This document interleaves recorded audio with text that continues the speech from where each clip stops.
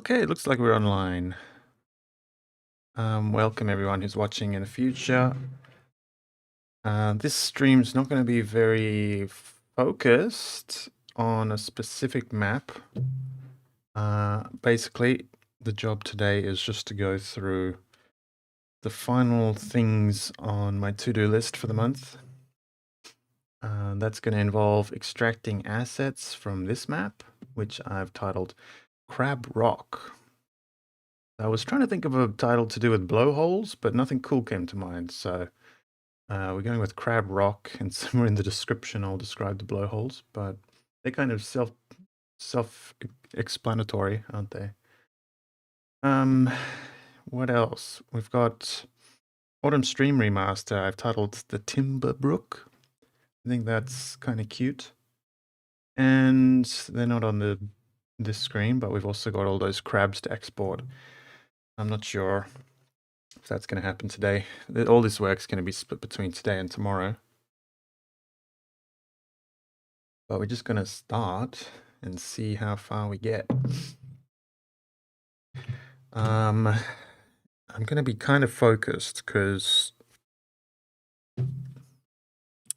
this work is kind of more involved than making art. Making art, I can kind of, there's like an automatic sense to it, but this is all quite involved, so I might be a little zoned in, you know. But nonetheless, please say hi. Yeah, let's just jump into the Crab Rock, because there's good a place as any.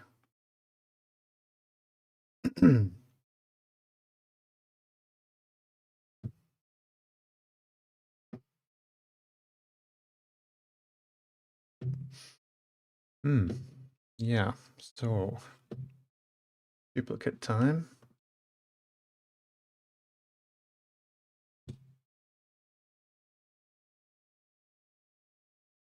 There's been some changes to Crab Rock since we last showed it on stream. Just tried to inject some more interesting coloration. And I think this is a good spot. Quite like it.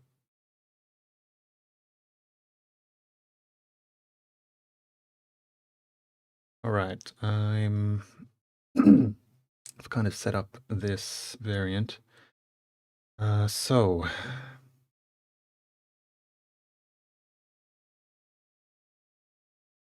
basically, I just start off with removing all the layers I know I won't need.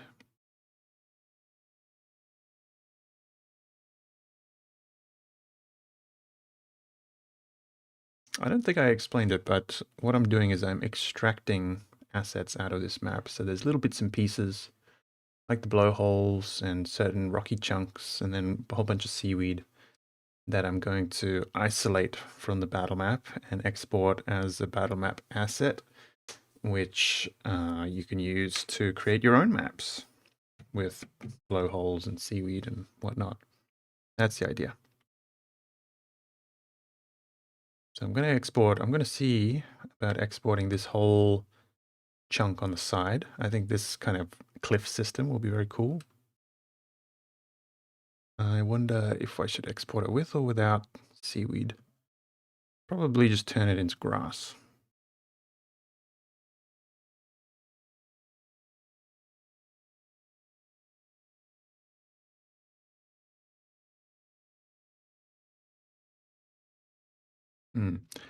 Just like a everyday green.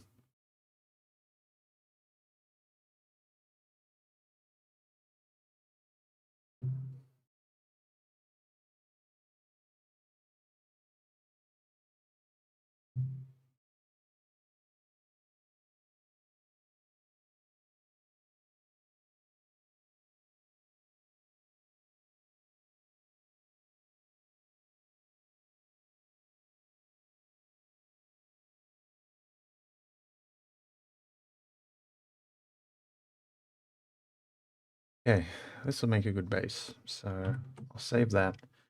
I think we'll start with the seaweed because that's going to be kind of no thought required. Nice little warm up.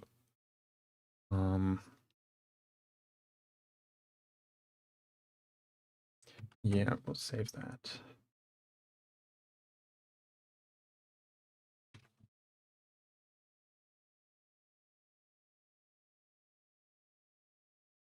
And this is simple stuff. Just get rid of everything that isn't seaweed.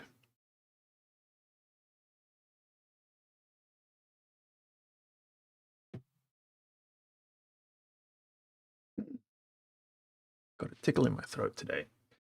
Excuse me.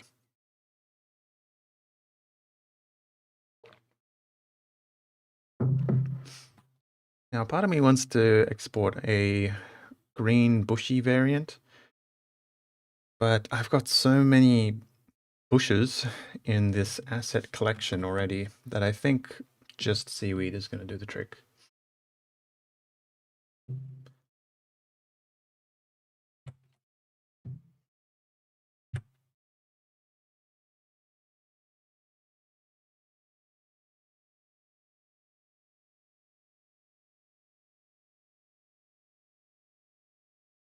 Or I forget.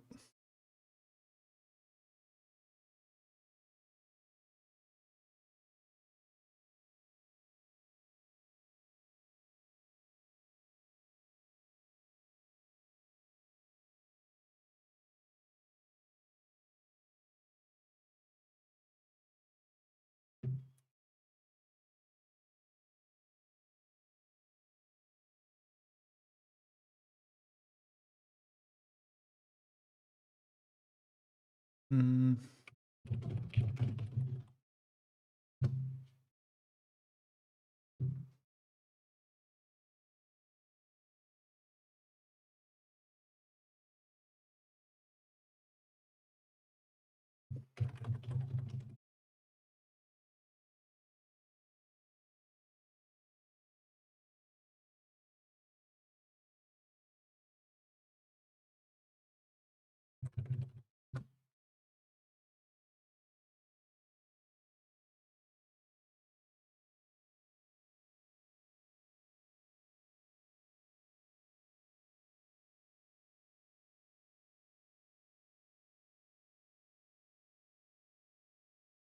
Start with this nice one.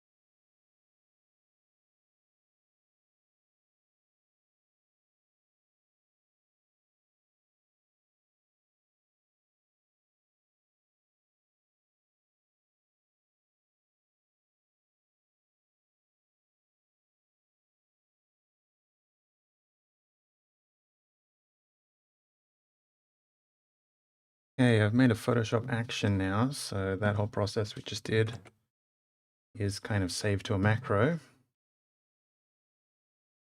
What's going to happen if I resize my Photoshop window? Oh, hey, Pierre. Hey, Reed. Thank you very much.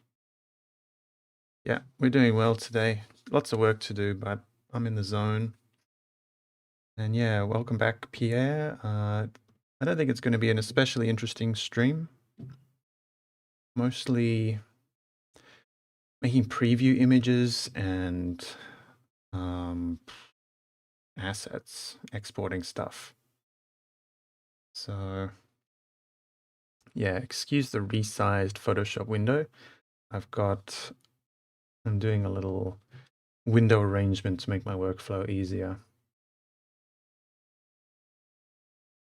So this is Seaweed, I suppose.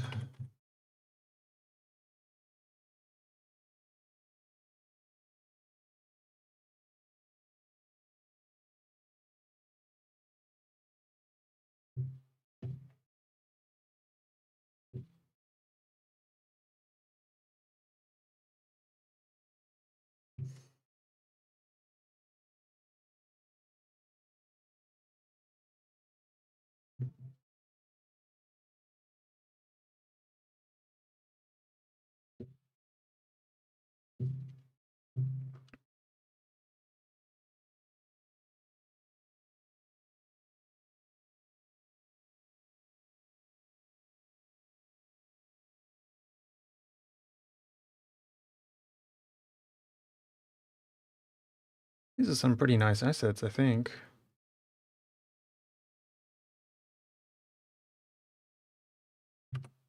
Kind of niche.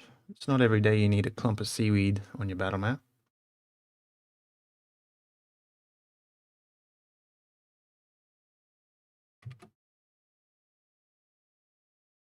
I suppose they could also qualify as some shrubbery for a certain kind of environment.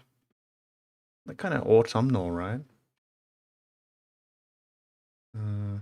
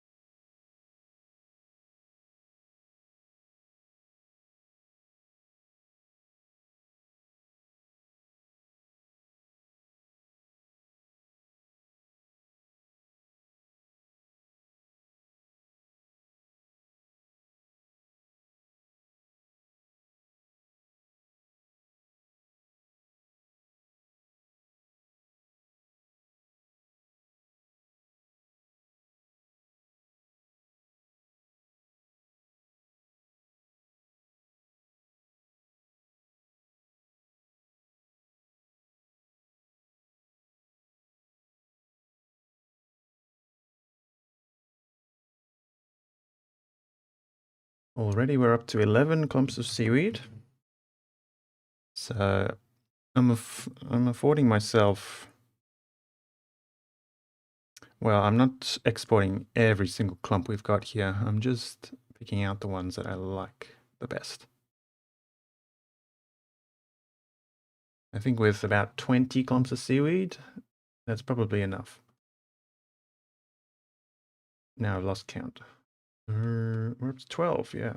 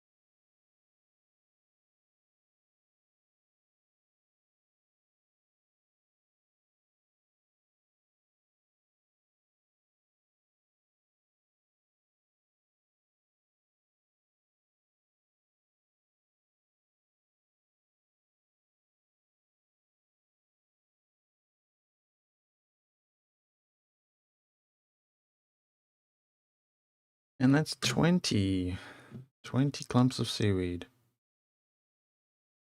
That'll do for seaweed. Next up, I think I'll extract this area here. And for that, I think we'll just remove the sand and let it be rocky. just rocky, and that'll make it more versatile.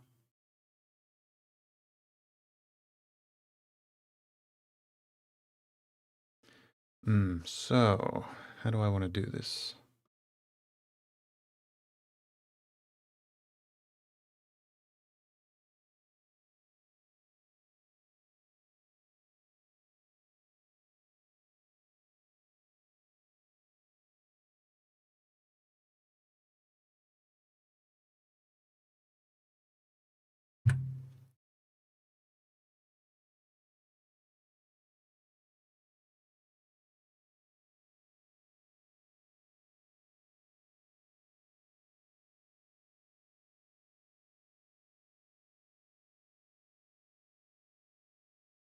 Pen, where's my pen? Here it is.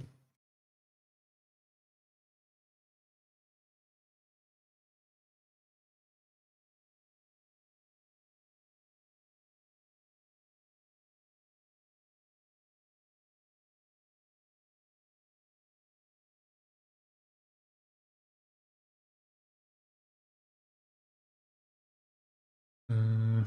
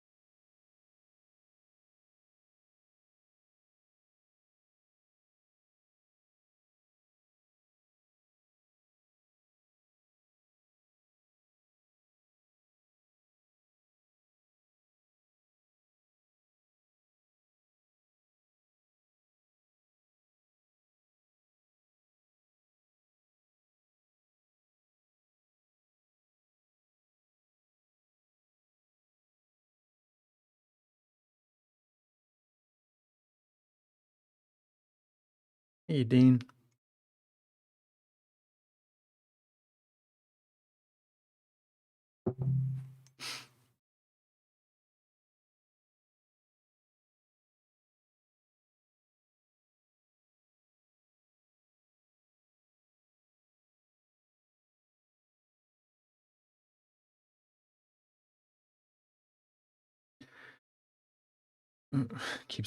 I keep seeing little spots. I missed.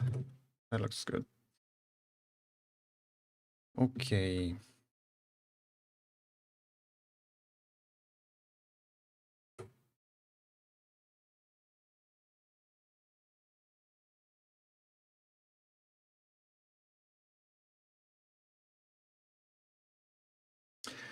Oops, I forgot to make a duplicate of this before we started, but as long as I don't hit save, it'll be okay.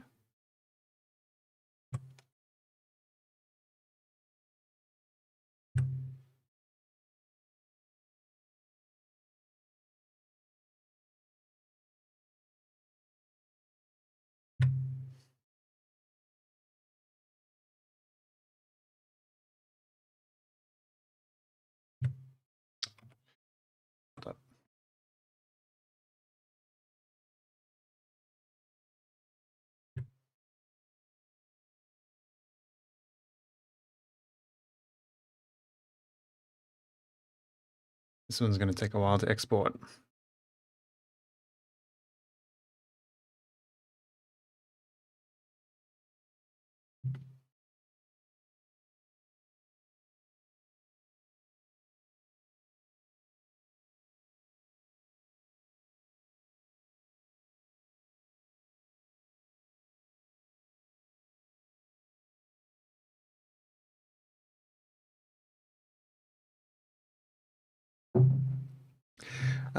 It's going to take about 15 seconds to export, so I'm just going to have a stretch while that happens.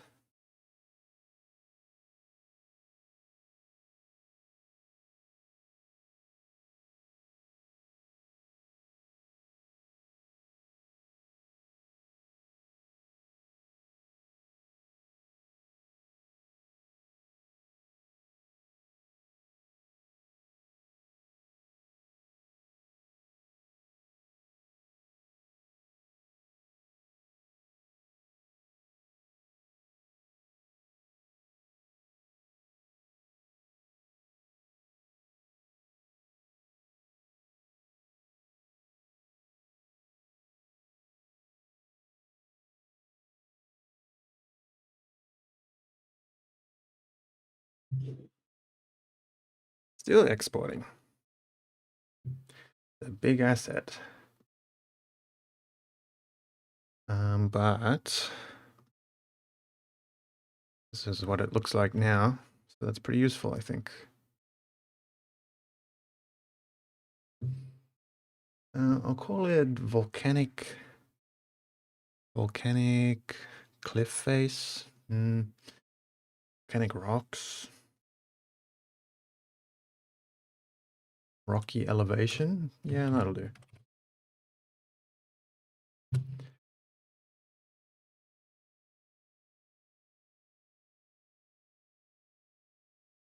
All right, I want this little clump here. And then it's pretty much just the blowholes after that.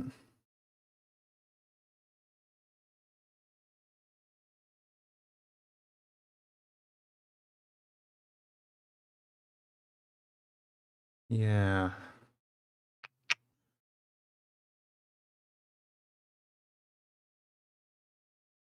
All right.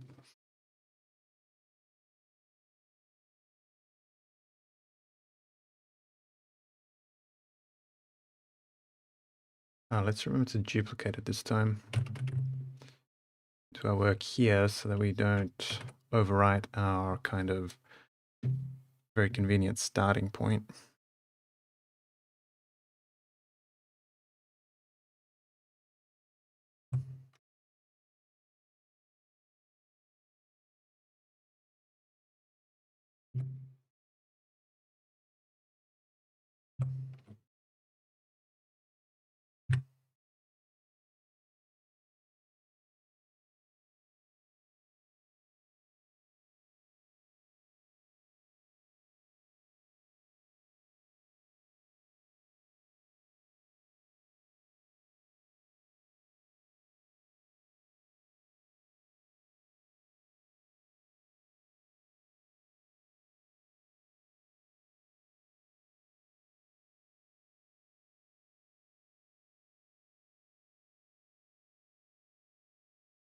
Hey, Prodigy.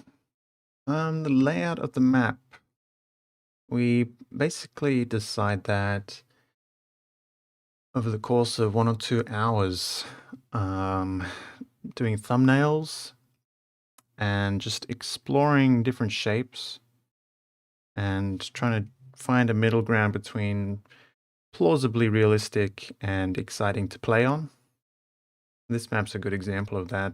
Like these rocks are inspired by a rocky coastline near where I live, but we've kind of elevated it into the fantasy realm, made them a little bit more exciting than their real life versions.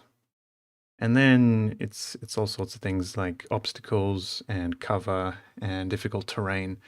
There's all these ingredients which go into it. But if you happen to tune in sometime next week, we'll be drafting out a whole bunch of new maps. And during those streams, I'll kind of be going through all those steps and commentating as we go.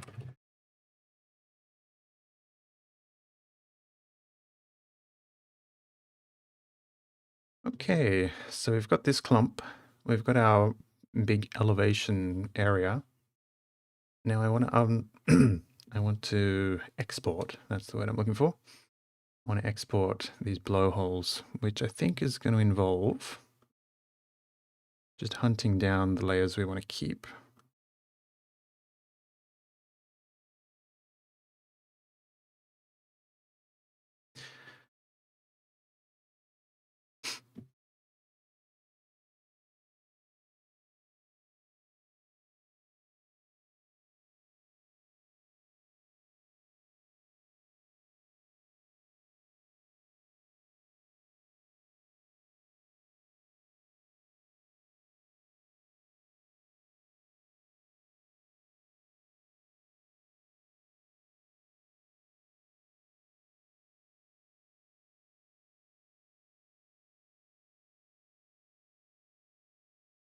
Okay, now if I use this very high level mask, I should be able to isolate these quite tidily.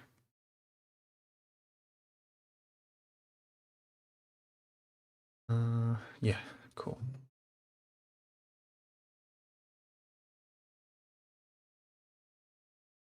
No, not that mask. Use this one.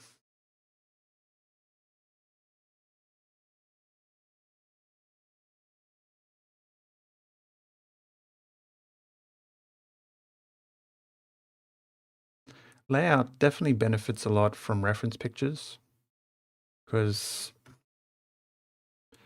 layout's kind of like human faces. I think we as human beings are very familiar with natural environments. So if we see something that's not kind of plausibly realistic, we just have a feeling that it's wrong, which is probably exactly what you're feeling. But yeah, the best tool you can use is reference imagery, I think. Uh, I think you can go back and look at the stream we did where I was designing this map. Actually, that'll probably be on Twitch and probably be expired at this point, so it probably doesn't exist at this point. But in making this map, we utilized a lot of reference imagery for coastlines and different types of rock and whatnot. I think I have those. No, never mind, I don't.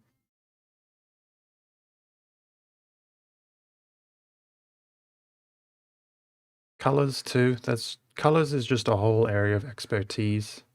I actually bought last night a whole bunch of Udemy courses on color theory because I want to brush up too on my color theory.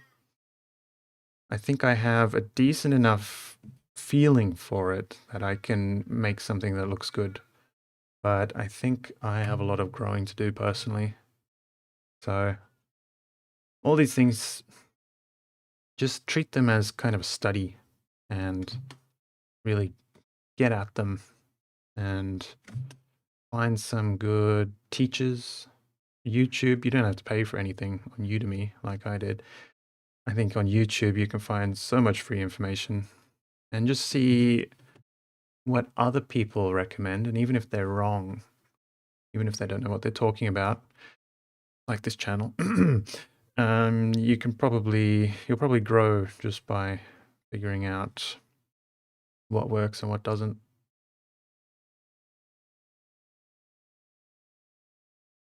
Yeah, so I mean, layout is its whole kind of specialization to kind of just have to learn a little bit of architecture, a little bit of landscape design, but mostly like Google satellite imagery, drone photography. That all makes for great reference material. I'd recommend that.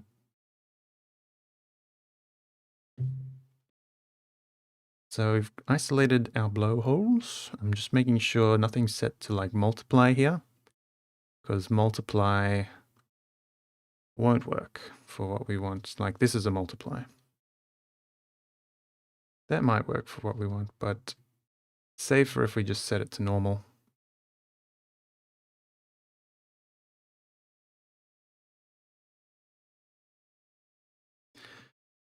And then kind of prepare it in such a way that it'll work on any kind of background. I'm feeling like probably something like that.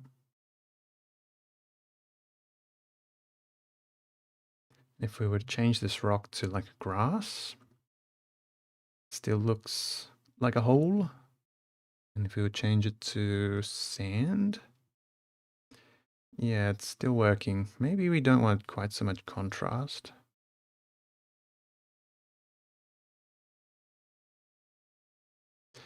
Maybe we don't want this one at all. No, we do.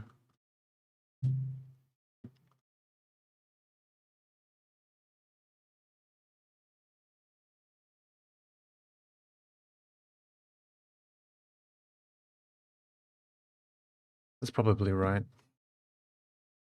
I wonder too.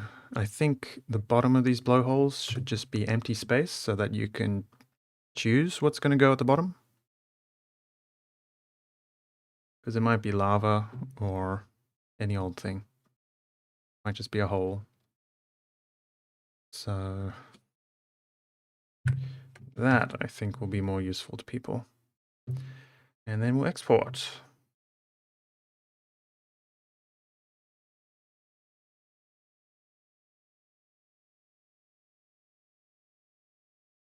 Hey Sam, thanks so much. And definitely, yeah, Japanese maps are one of those things I don't think I'll ever stop drawing. I just have an unending hunger for them. So you can count on it.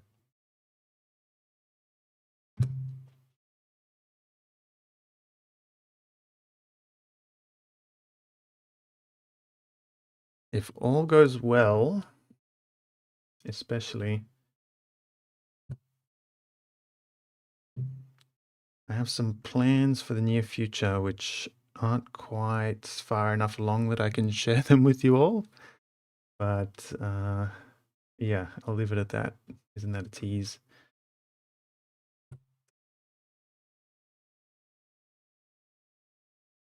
Oops.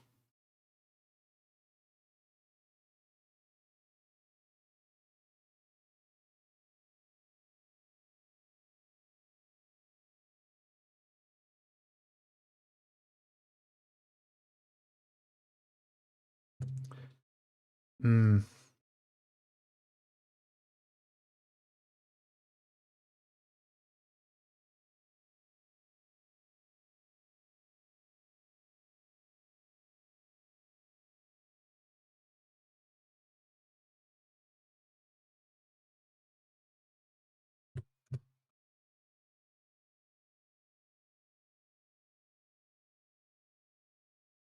I think we want this bit.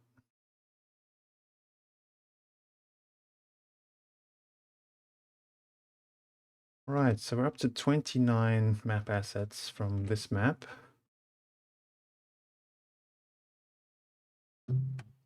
If we look at the original,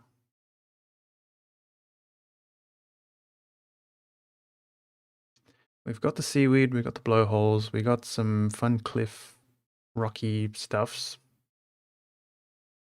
Maybe let's make an even 30. And I think this asset I'm going to hunt down now will be vaguely useful for someone. Hmm.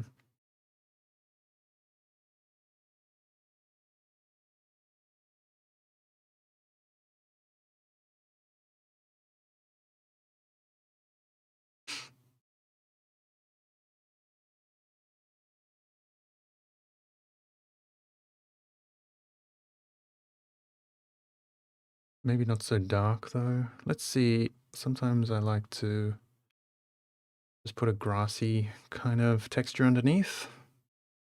This is kind of my neutral color grading kind of texture, I guess. What I'm shooting for is this little cliff face here. So we'll just pick out some colors which kind of make sense.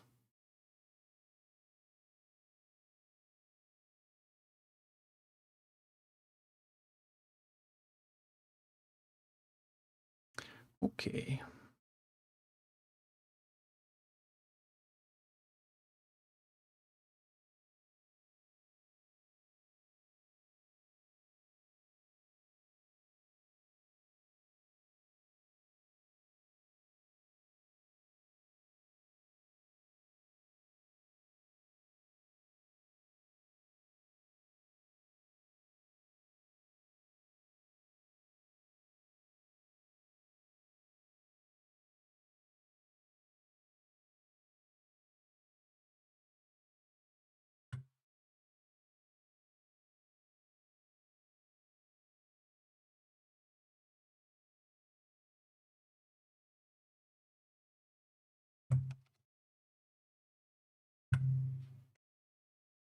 Okay.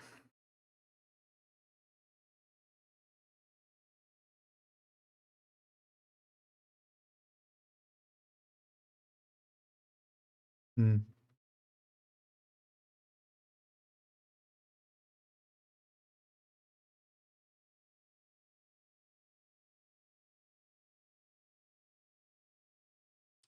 I'm looking at this faint watercolor here, wondering that would be an interesting mask, perhaps. I'll come back for that. Let's just export this for now.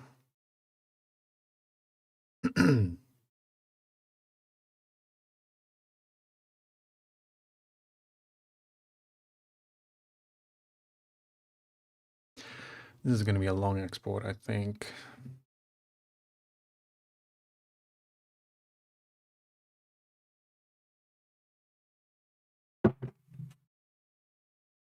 When I've done these assets, what's next? Probably we'll do Timberbrook map variants.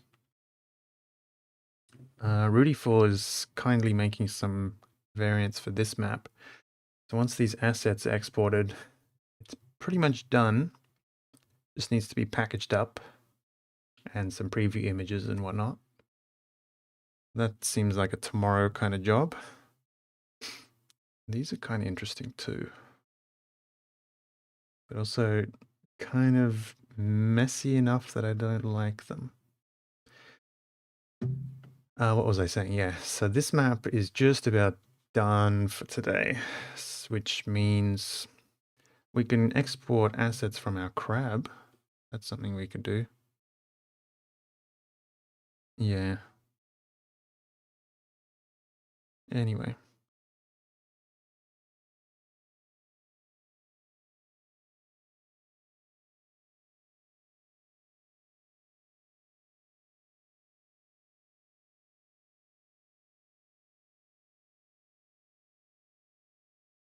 So I'm thinking this kind of section here, minus the blowholes, will just be kind of a fun random texture.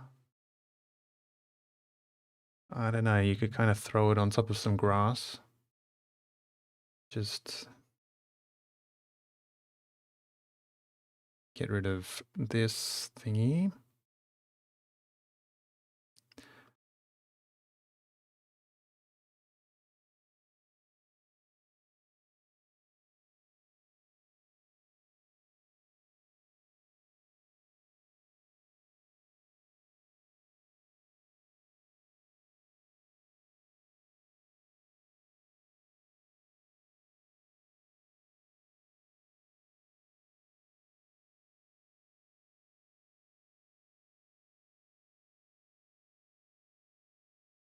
I'm nervous using this marquee because it tends to crash my machine, so I'm going to use the lasso instead. Suppose I could use the crop tool too.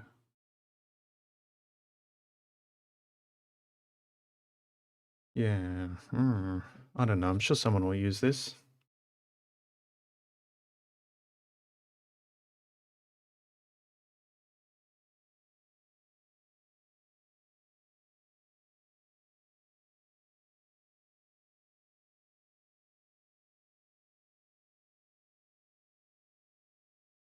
What do I call this? Terrain texture? Something nice and vague. And it is a mask. Specifically, this is intended to be a mask. Okay. I mean, what that's going to look like if... did that work? Yeah.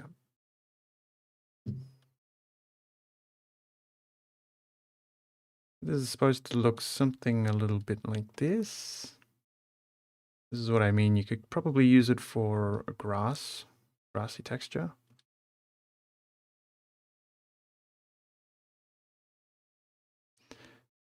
So rather than having just a flat color for grass, you can introduce this, maybe even duplicate it, rotate it, upsize it if you want some more detail.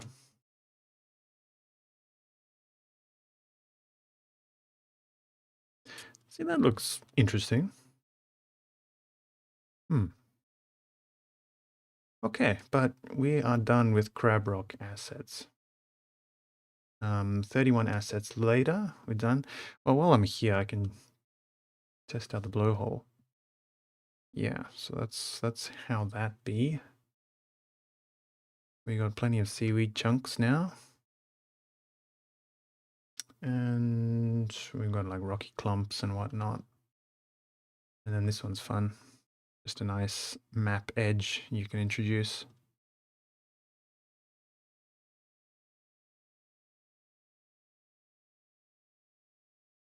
Yeah, you could do all sorts of things.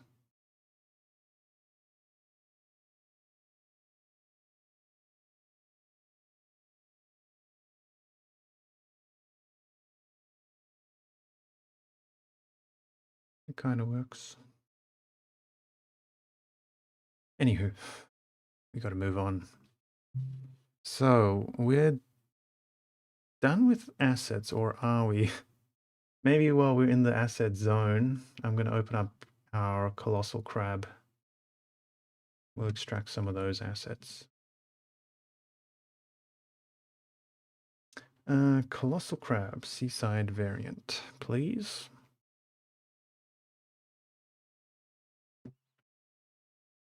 So, is it just going to be clumps of seaweed?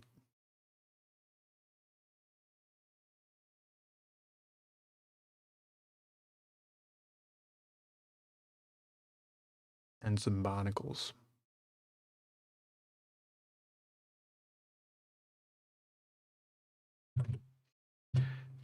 Maybe this is our opportunity to do some color variations on the seaweed.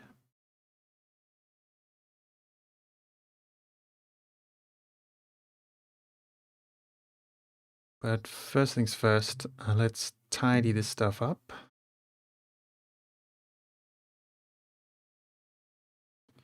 We'll call this the inner mask.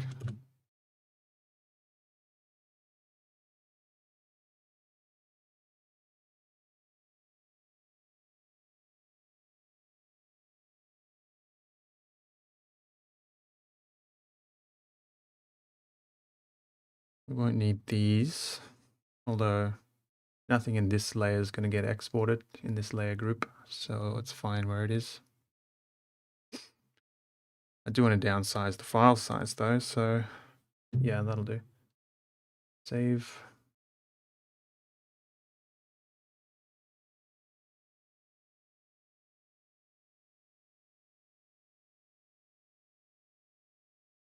Yeah, Ninjasin. I sure do. Right now we're doing the export process, which sadly doesn't involve any creativity at all. It's just pulling apart the things we've made back into into individual pieces. So let's just start with the seaweed. In fact, I'm not finished yet. We want to get rid of these.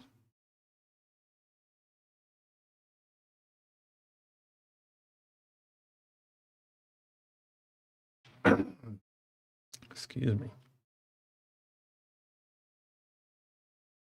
And this will be a good base.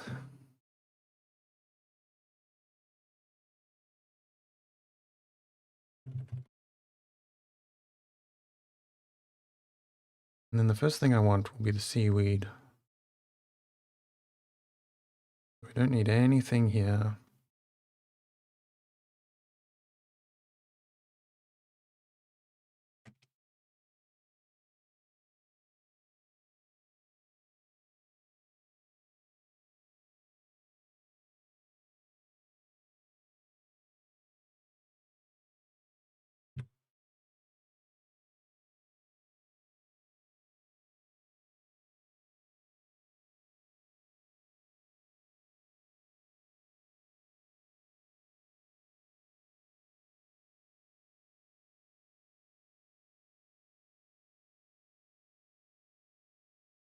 I suppose I want the barnacles too. Okay.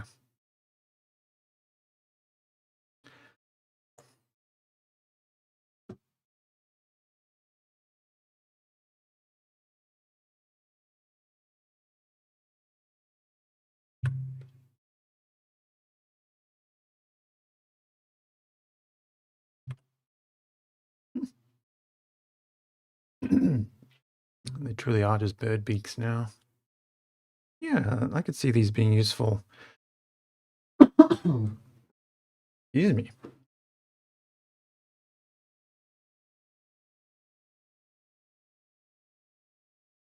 I could see using this on like a boat map. If you introduce a bunch of barnacles and seaweed to make it look kind of like Davy Jones style.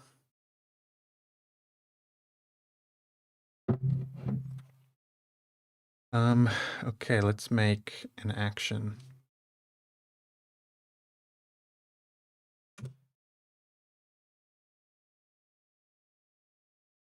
I'll just start up here. Oh, hold up. We've got 8 solid crab variations so far. So the variations in our crab are done. Yeah, they're done. Maybe I'll show them off in a little bit.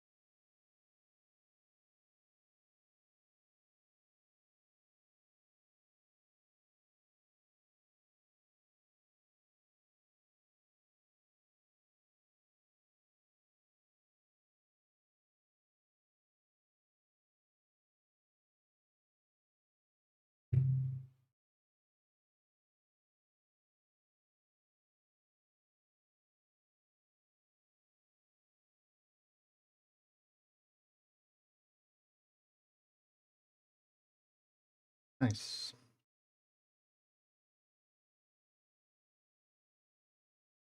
More seaweed clumps. Maybe I'll call these ocean refuse, just so they don't overwrite the other seaweed.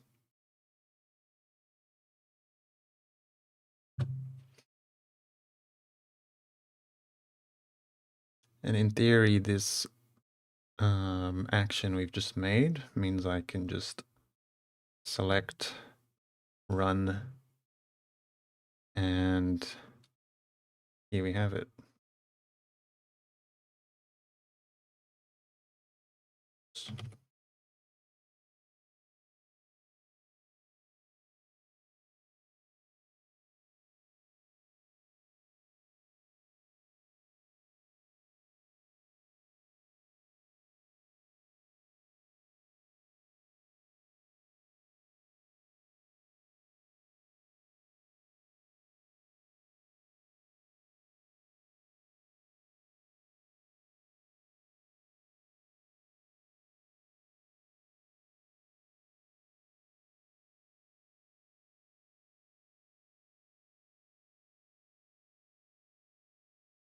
Let's go for the big ones first.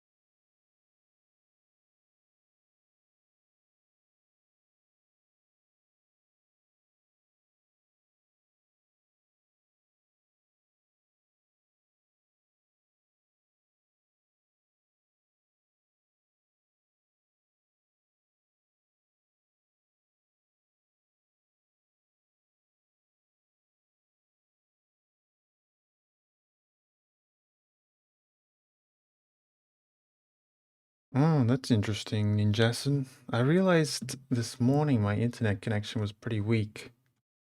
That's probably to blame. Let me see. Thanks for letting me know. Kilobytes per second.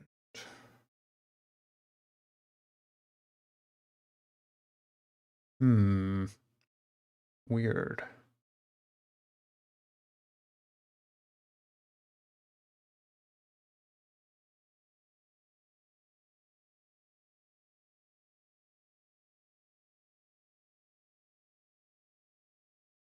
I'm hoping the VOD is going to be decent quality because I don't think there's anything I can do about it.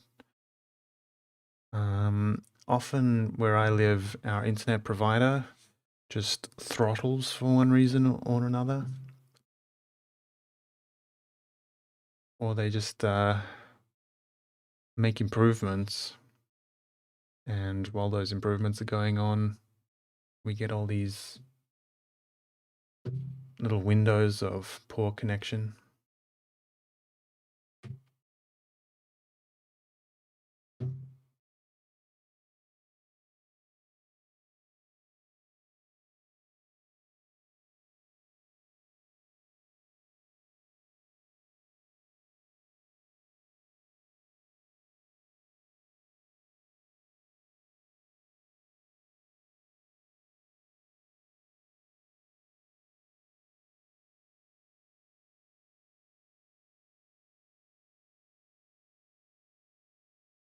Yeah, 144p, that's not useful to anyone, is it? Hmm. Maybe if I go on the Restream website, it'll give me more information. Give me a sec, I'll take a look.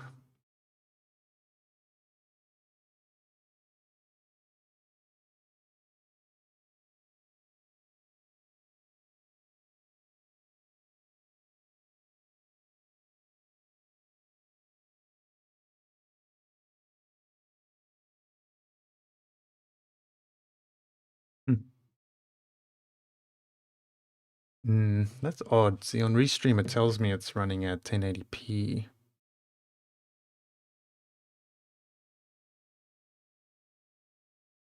Let me see what YouTube looks like in my browser.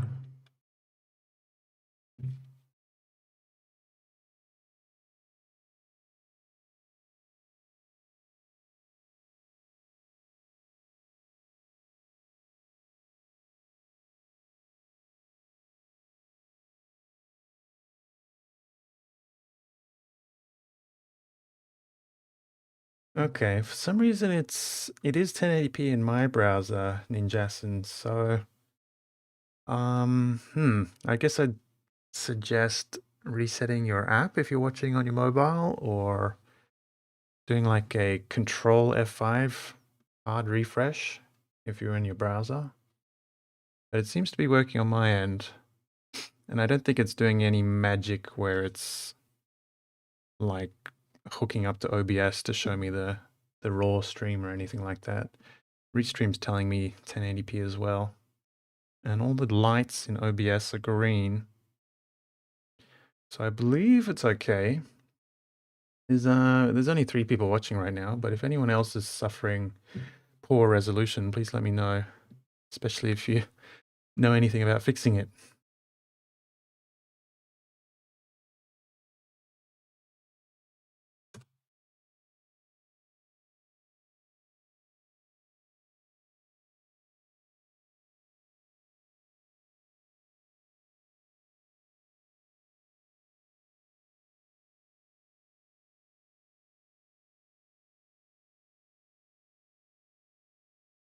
I'm gonna export some barnacles, just barnacles as well.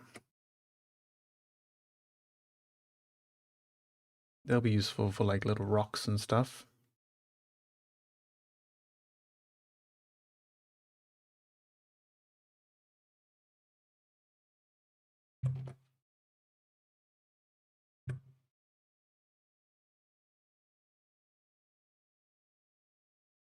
Hmm. What's this stuff? Yeah.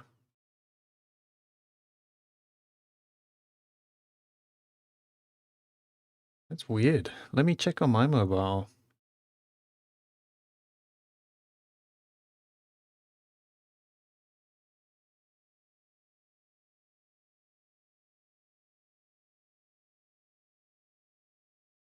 That's pretty rude, YouTube. I'm not even on the front page.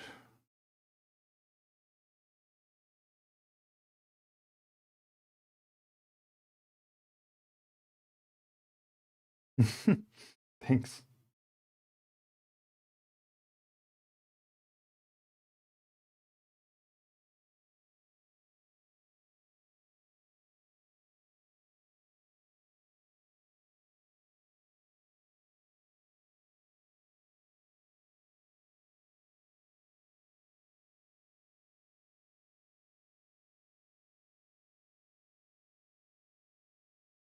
Yeah, it says 1080p is available in my app.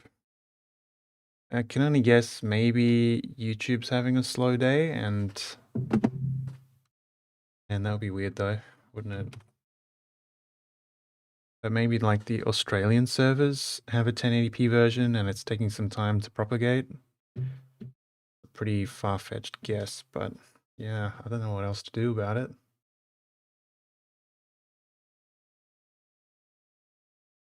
You might try the Facebook page stream. Maybe that'll give you a better resolution. I'm streaming right now on YouTube and Facebook. Um, it's just facebook.com/2minute tabletop if you want to give that a shot.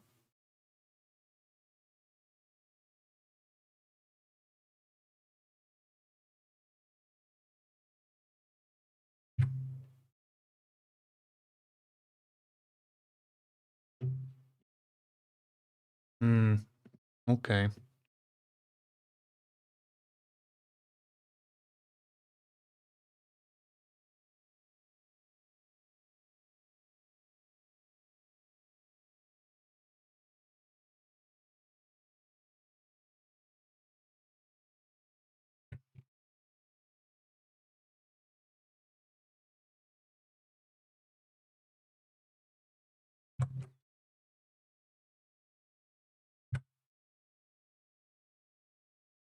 Right, we got some barnacles. I don't want every single barnacle, just the interesting little clumps.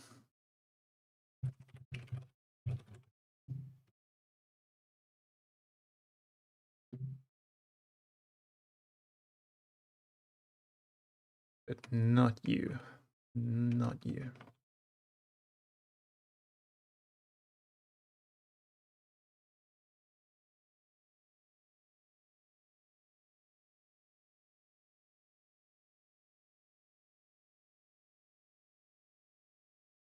Yeah, Ninjasin, you might try like toggling your Wi-Fi on and off or using mobile data. Here in Australia, when our internet goes down the toilet, I just use the mobile connection instead. That usually does it.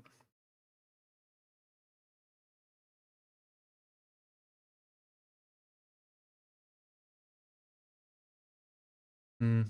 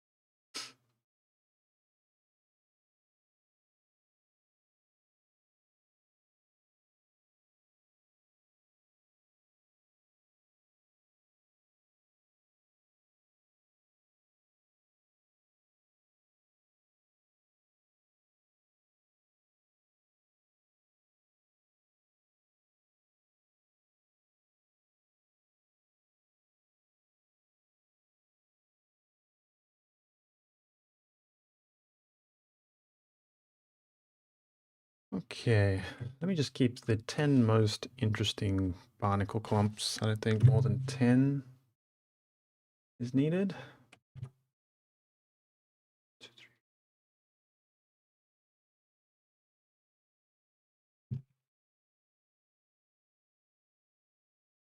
Yeah, mostly I make maps on the fly for my players.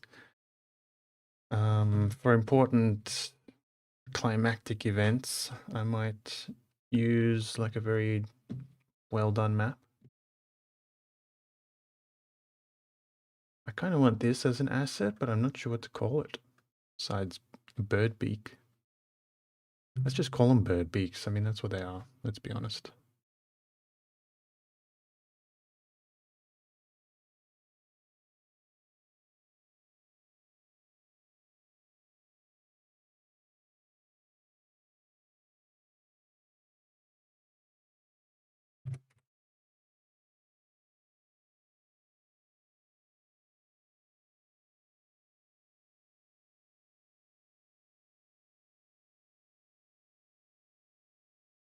Right.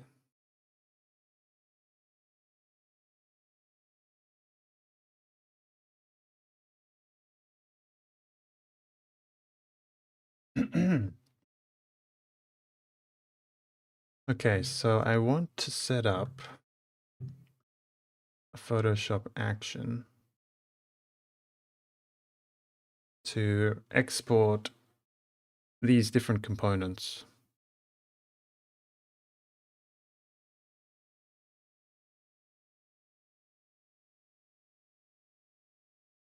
Hmm.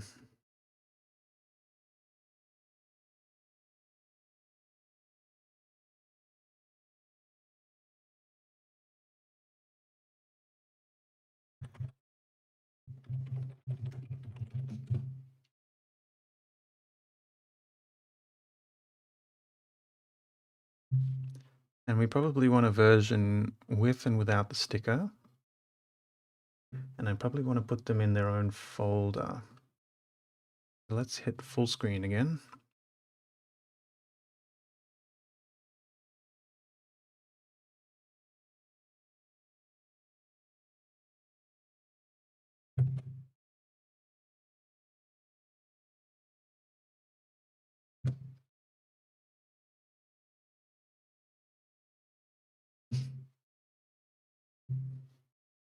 Yeah, so we definitely just want that as is. We want barnacles without the sticker.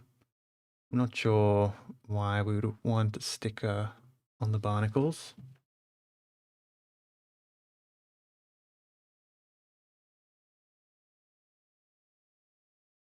But you know what? We're gonna have to put it all into the macro because all of our different variants are gonna be set up just like this. So, I wonder if they're all called background color. Let me open up a random variant and see how it compares with this one.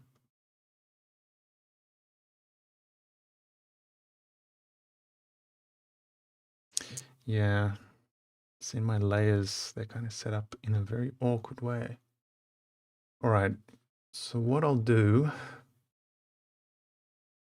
I'll set it up so that this is kind of the start state for the macro, and then go from there. Or I could start by moving some stuff around.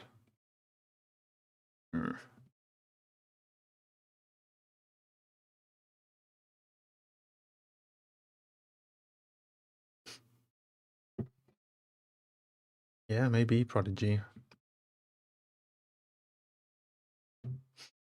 Okay, I'll do it. I'll do it that way. I'm just thinking out loud here. All right. So what do we want the macro to do? We want it to export camouflage state, export our individual barnacles without the sticker. So we'll just toggle that off. Then we'll export the main crab, and then we'll toggle the sticker, and we'll export the main crab again. Yeah, that's nice and simple. This is gonna, these exports are gonna be quite lengthy because this is a large crab. So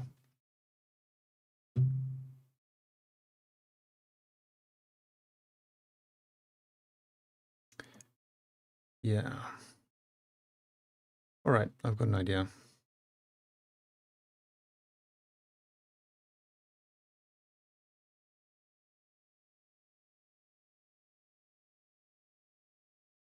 Can I get away with just with a marquee? Yeah, I can. I was worried that his elbow would like infringe into the canvas of this piece, but we're safe.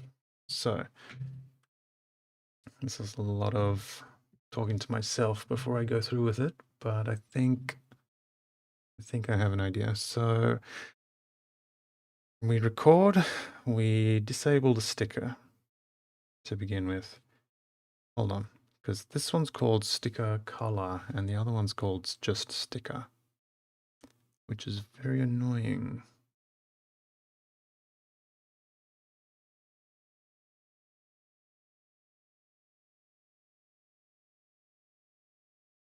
But if we hide sticker mask, that should do the trick. We want to, right, so we're gonna have background disabled already. So we just start exporting at this point. We will crop. We will trim using transparency, which isn't going to do anything this time. We will export to probably a folder called new crab. No.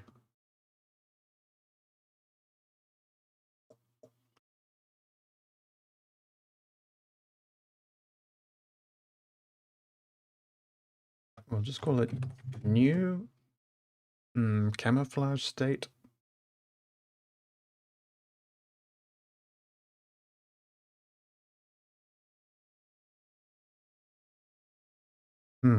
I gotta look up how to spell camouflaged. Camouflaged? Yeah, it's one of those ones I always get wrong. No, I actually got it right that time. Cool. Yep, so we call it camouflaged.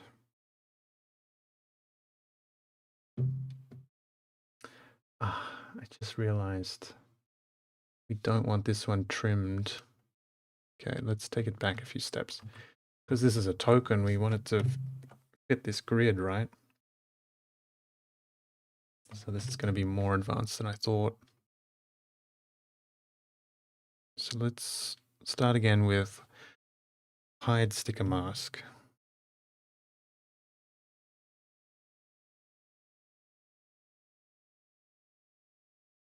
And I want to duplicate this just so we don't accidentally save over it. Okay, step 1, hide sticker mask. Step 2 is we will mask out everything else.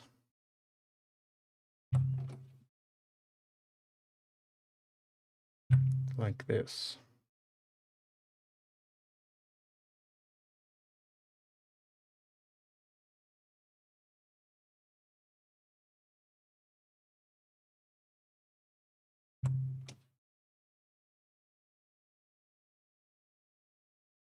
Step 3,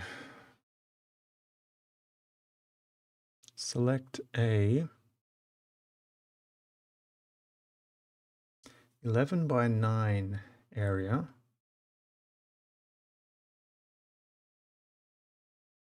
and crop, save.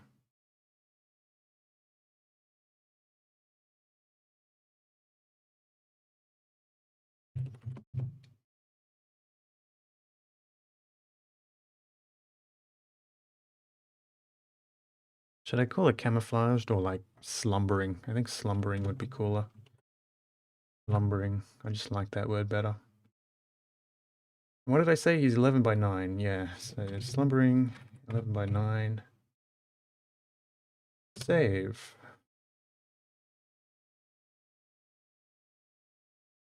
Now we have slumbering version.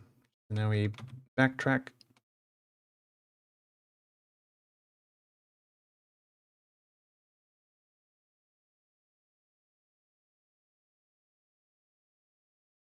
These barnacles don't need to adhere to the grid, so we're just going to treat them like tokens.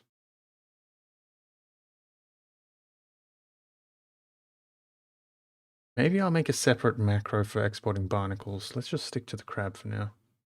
I don't want to make this macro that's as long as my arm. All right, so we backtrack to here. We want to isolate our crab.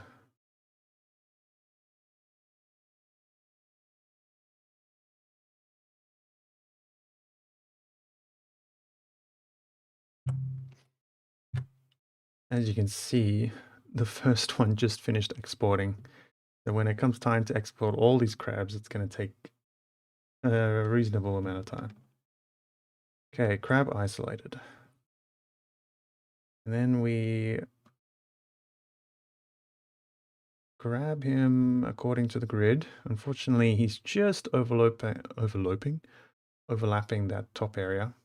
But that's cool. It lets us make a very square bounding box for him. So he's 12 by 12. We make that selection. We crop. We save as no outline. And he's 12 by 12.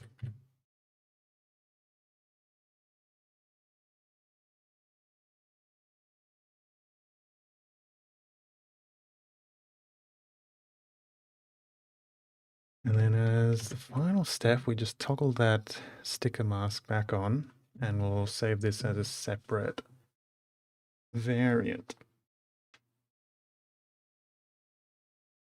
Yeah.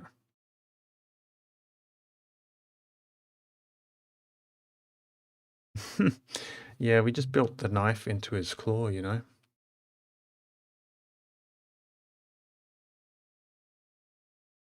A 4-level map, Diogo, like a building with 4 floors to it. Just waiting for this export before we continue.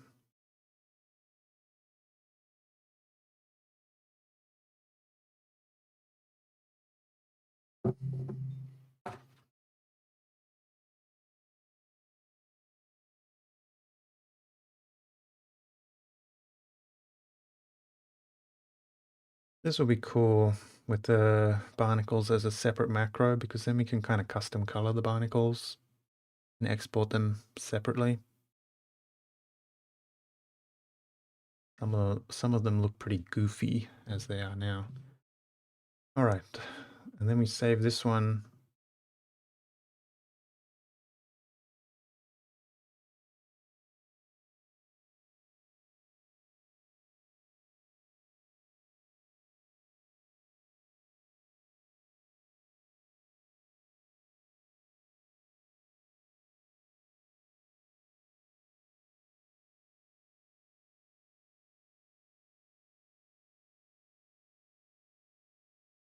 And I suppose after that, we'll just Control Z all the way back to where we started,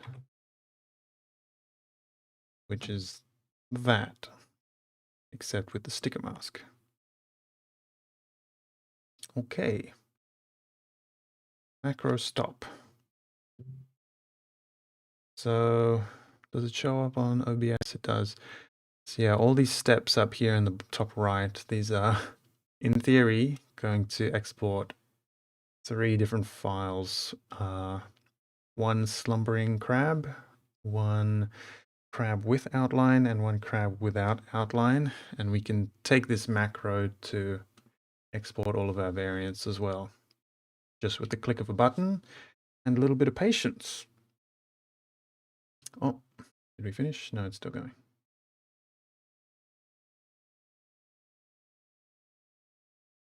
No stat block for our crab yet, but I do have plans. It's not going to come out in the Patreon release, unfortunately. Just going to be assets. But I mean, that's what you signed up for if you're a Patreon of mine. I just do the art, and I'm not much of a game designer. But I will be asking my brother to help me make a stat block for him. All right, we're done. Done with the macro. Let's just jump right into barnacle export. And as for file naming, so I've got a certain syntax for our crab. Thanks, phone. Very noisy today. What do I want to call these barnacles? Probably just barnacle 1, 2, 3, 4, 5. With the variant names being the same as the crab? Yeah. Okay, so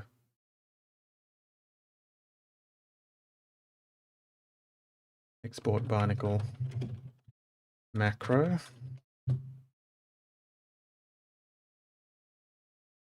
First step, disable the sticker because we don't want that. And then we're going to do the same thing 5 times basically, which is just select, crop, trim, export.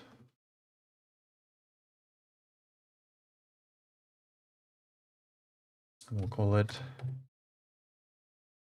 variant barnacle 1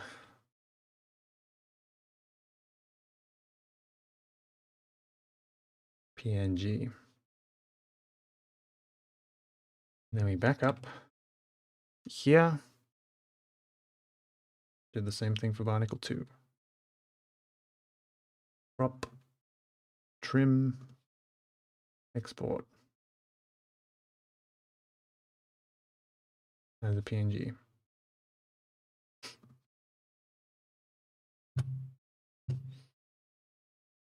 Then we back up,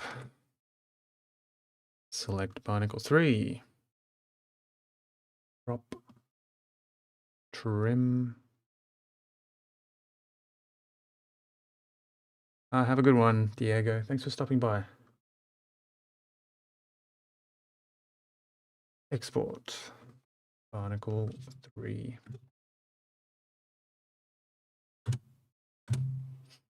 Backup. Select, crop, trim, export. Barnacle 4.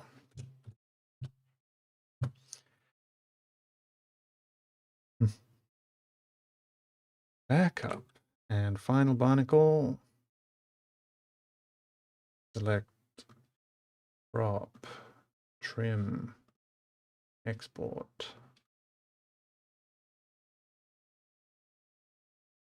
As number 5. We're going to have a lot of barnacles by the end of this. Maybe too many. And then we'll just back up to where we started, which is like this. Macro stop.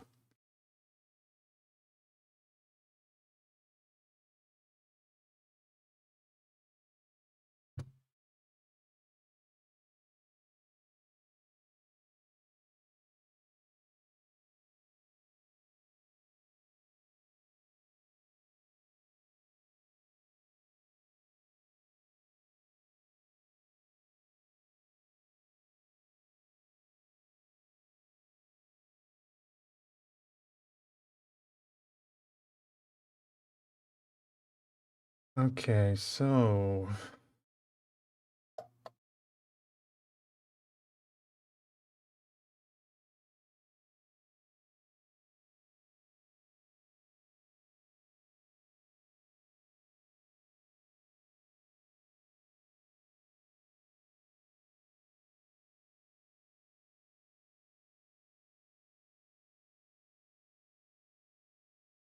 Looks good in theory. So what I'm going to do, take it for a test run, which just means disabling this background layer, hitting the macro, and then waiting a minute for it all to export. And after that minute, we should see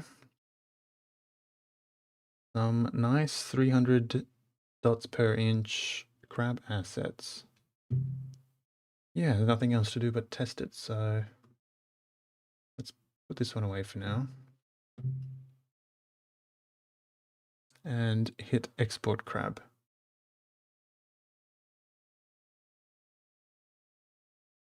And now we just wait for the computer to do its thing. Not very exciting streaming. I'm not even sure if you all can see the loading bar that's going up. Looks like you can't. So it's just going to look like this mostly. Well, this is going to take a minute or two, so I'm going to be right back and yeah, I'll be right back.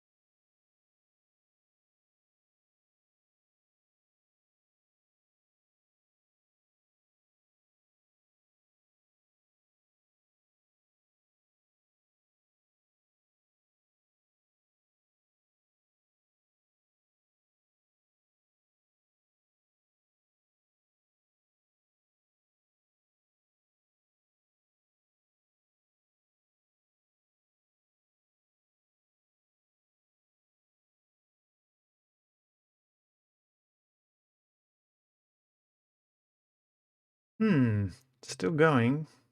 Troublingly, it looks like it's still on the first one. Oh, no, it's not. I can see in my other tab, it's going through the other ones. Well, we've done the slumbering one. It's currently exporting the no outline version. Ah, just finished that one. The good news is these versions look good. The macro is working and it's exporting the outline version now. And yeah, sure.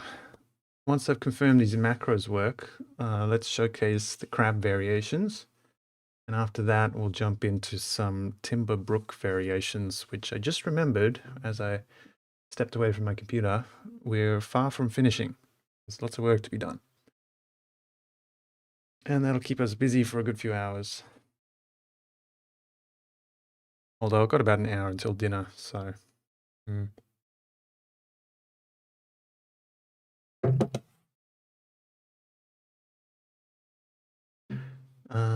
Yeah, unfortunately, Photoshop is committed to this macro and I can't do anything else in the meantime.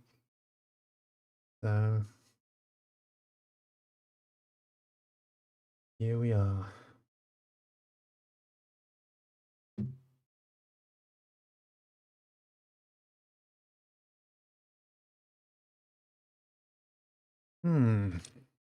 Yeah. I have preview images to do.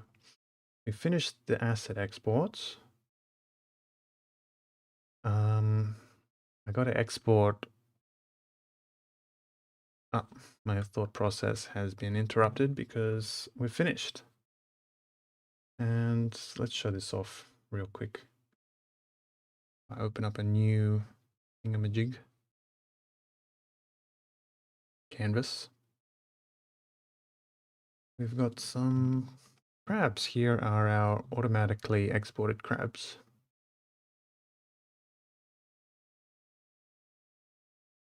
Wonderful. So as a 12 by 12 token, essentially, he rotates like that. I think that works well. I might decide later on that his shadow's a little bit too dark. But it's fine.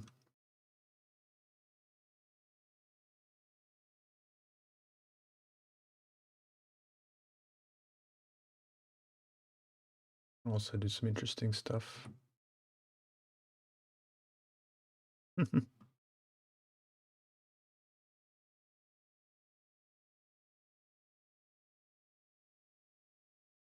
Quite like it. Quite like it. So yeah, we were talking about variations.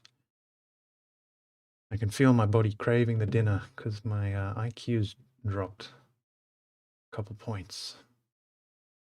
Do I need to save this? No.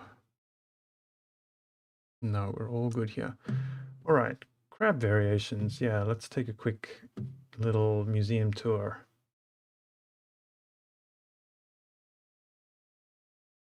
So we'll see them all open up in quick order, but we'll go through them one by one. Base map, desert, driftwood, stone, ice. I think the next one will be glass. Yeah, I like this one. Iron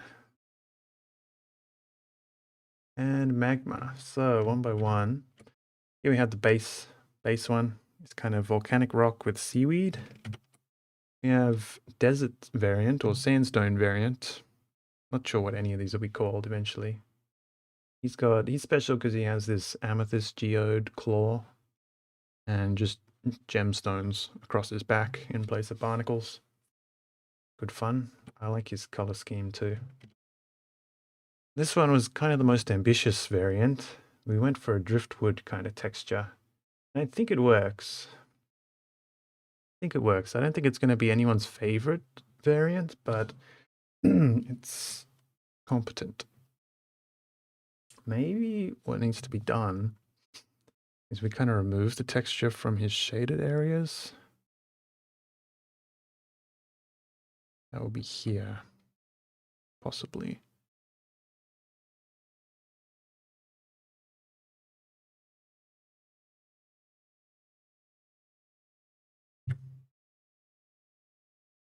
Mm. Oh, never mind. Wrong layer.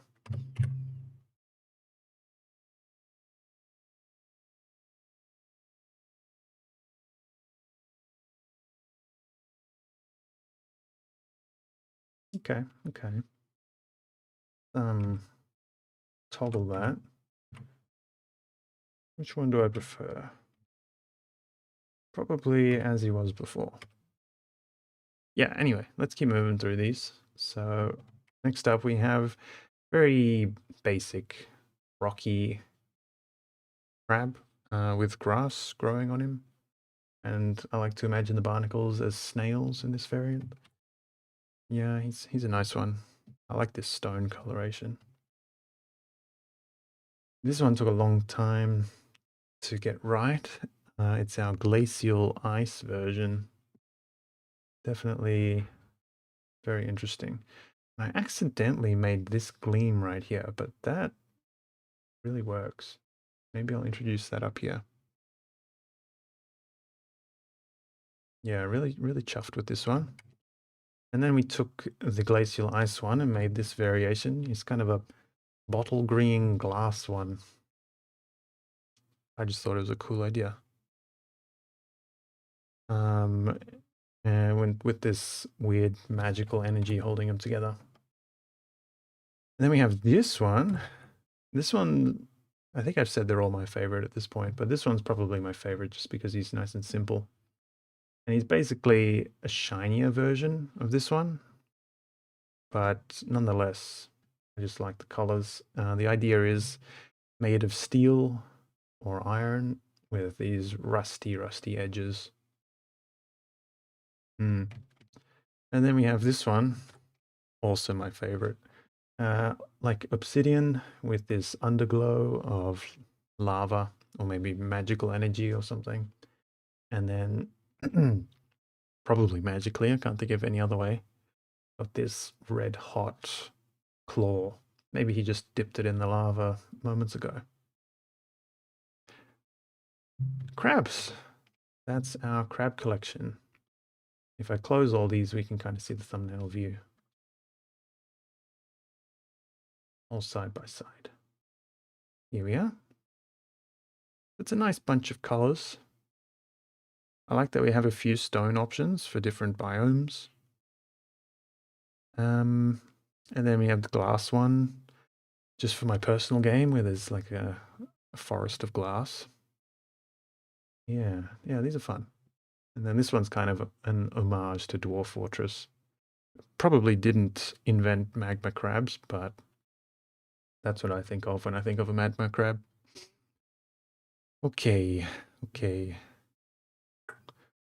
And I was talking about Timberbrook variants. Let me open those up now. This is what we're actually going to work on until dinner. Base map, nighttime map, and winter map. So where we left off yesterday, I was putting some snow pillows on top of some of the scenery, basically. And it's winter here in Australia now, and I realized when I was out in the real world this morning that some bushes do just go completely brown in the winter. Maybe that's not news to anyone else, but I think this kind of color scheme would be more appropriate.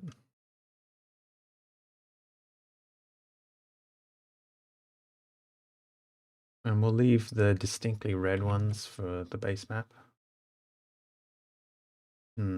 Now, this one's done. This is our base map, and I'm very happy with where it's at. So I'm going to close it. This one, I'm very happy with the nighttime kind of filter we put on it, but I want to introduce some fireflies. I mentioned fireflies and then I forgot about them. So we're going to come back and do some fireflies. And then the winter one, we're obviously just halfway through. But I quite like it. I like these muted colors in the colorful areas. Kind of makes it seem kind of frosted over to me. So maybe these reeds need to be just a bit more desaturated.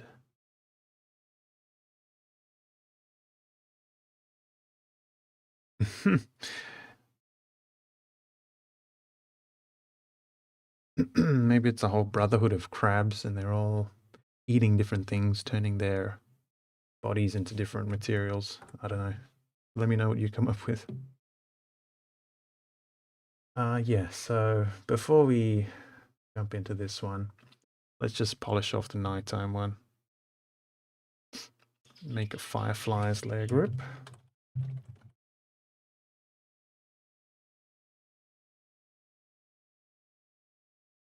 Like firefly glows somewhere around here.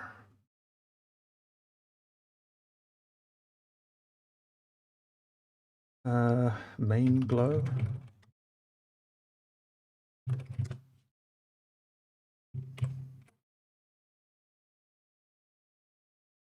I also wonder if I should not just use this.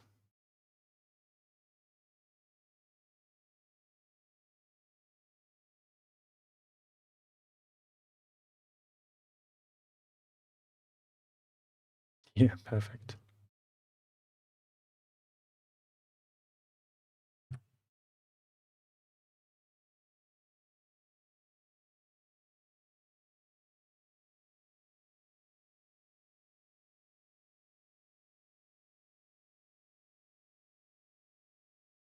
Yeah, this is what this will do. We'll colorize this and be done. Now, fireflies in real life, do they hang out over water? Not to my memory. We don't get any where I live, so I don't know.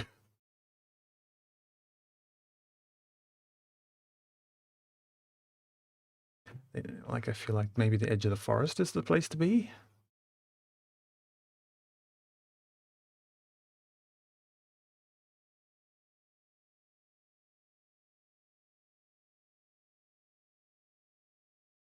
Let's just start again with this mask.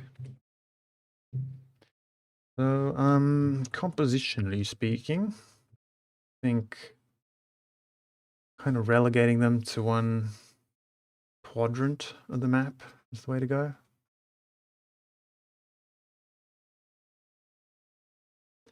Yeah, and this will be a nice atmosphere. It's gonna suggest that there's something mysterious in the woods.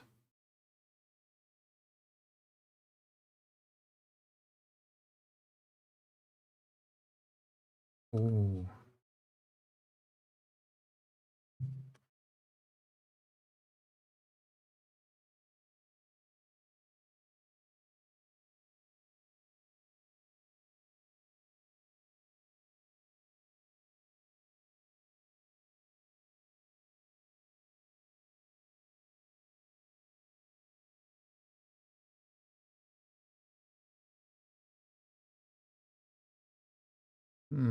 Yeah.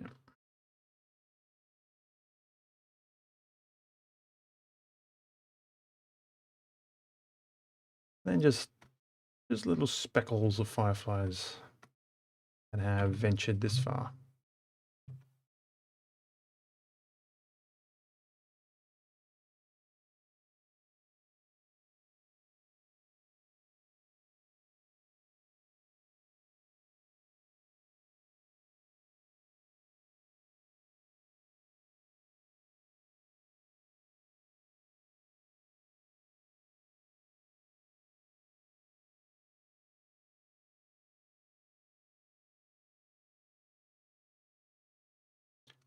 Glad I remembered to come back to these fireflies because this is really adding a lot in my opinion.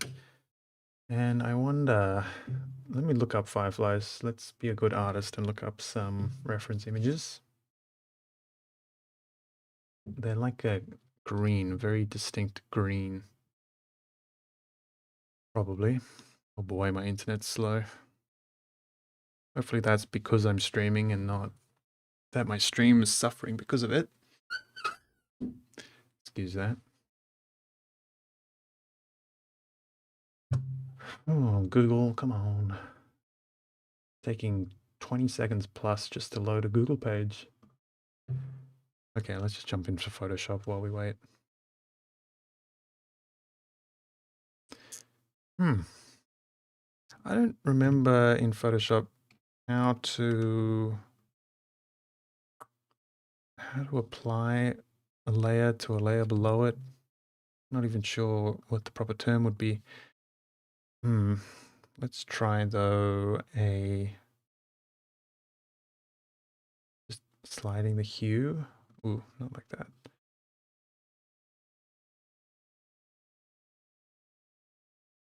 Yeah, that's pretty good.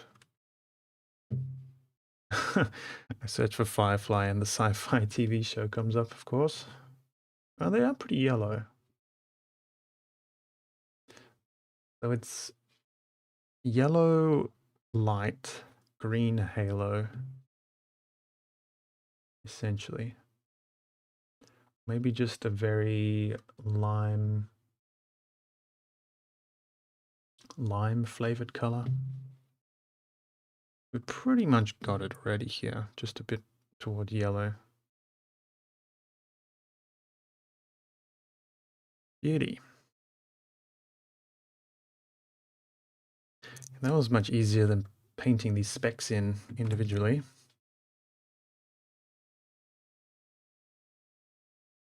And then just a mask, kind of dim some of them. They're not all incredibly bright.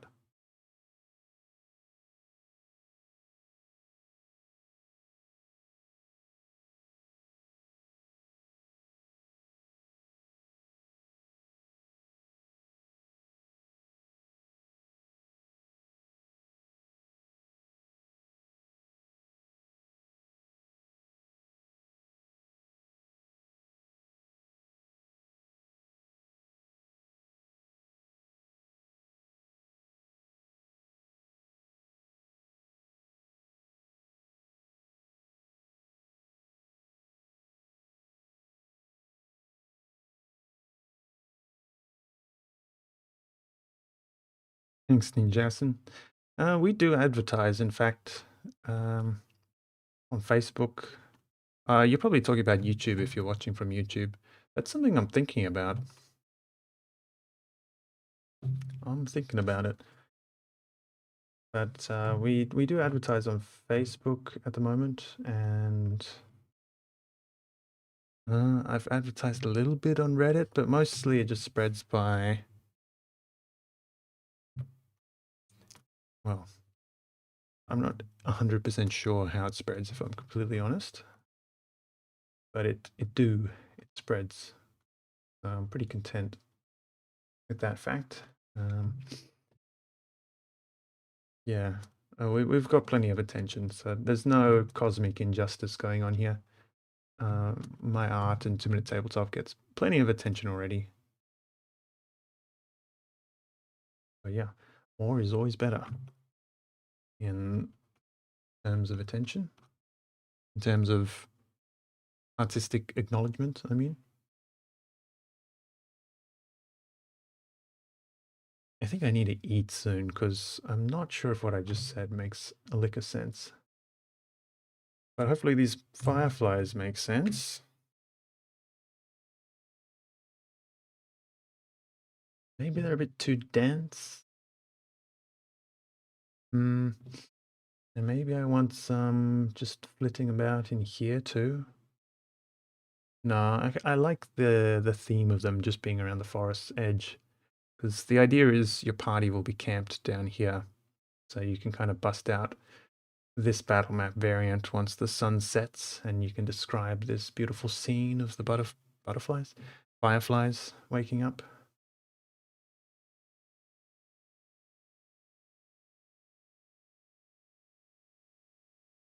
Yeah, and it still holds up if you zoom in.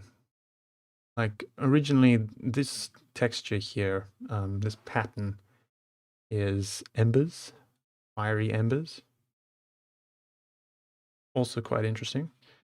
But with a little hue shift, we've turned it into fireflies, and the random shape to it kind of gives like a lens blur, a motion blur little look. So that turned out to work perfectly. So let's save that.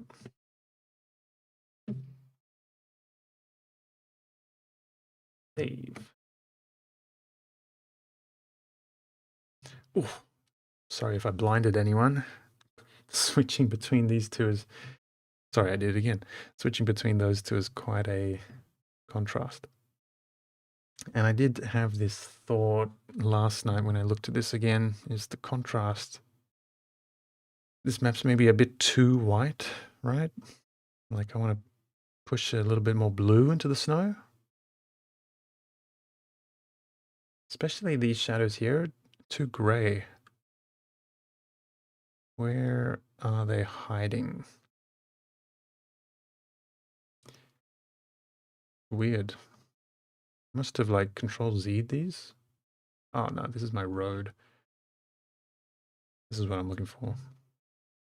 I like having my snow have very blue shadows. Maybe not as blue as it is up here, but in fact, that's probably the issue. Is this vignette around the edge is pushing the saturation up in the corner and leaving this area to suffer. So what can I do about that? I can change it to normal or darken. Yeah. Yeah, let's set it to darken. That'll do the trick. Should probably be set to darken on all my maps, on all my variants, but it's fine.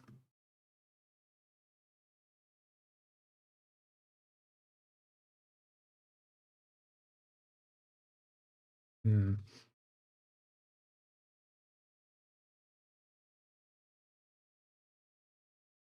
No, I have a different idea. I'll just do some layer magic, and then I can have a separate color for up here.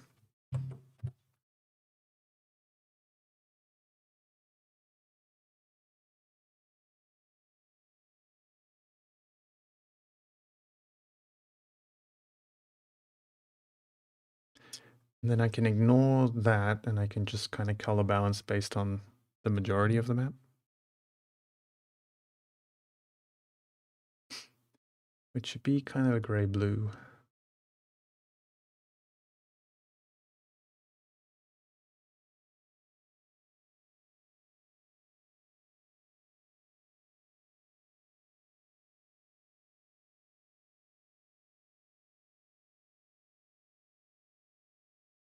And then I can set these ones separately.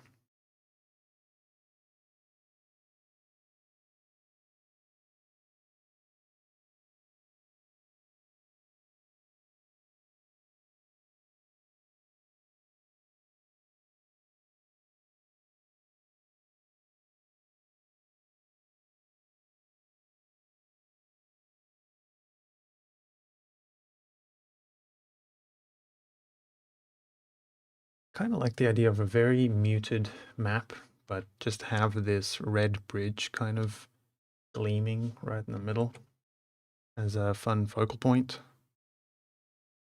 So maybe our reeds will go a little bit browner. Maybe we can just blend all of this foliage into a brown.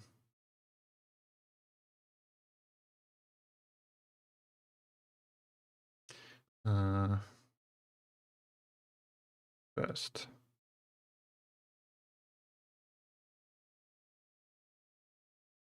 We'll just have two browns. We'll have a red brown and a yellow brown.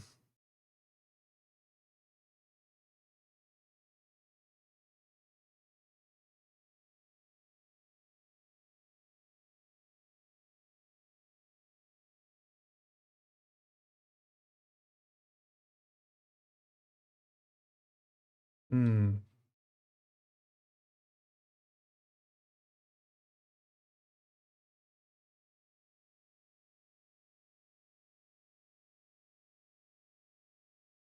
Bit brighter though.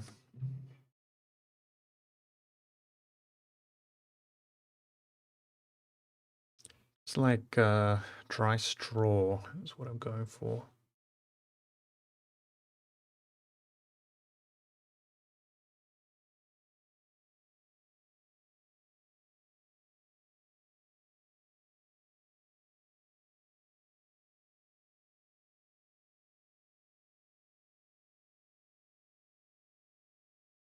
The more desaturated these colors are, the more the blue of the snow kind of gets to stand in the spotlight.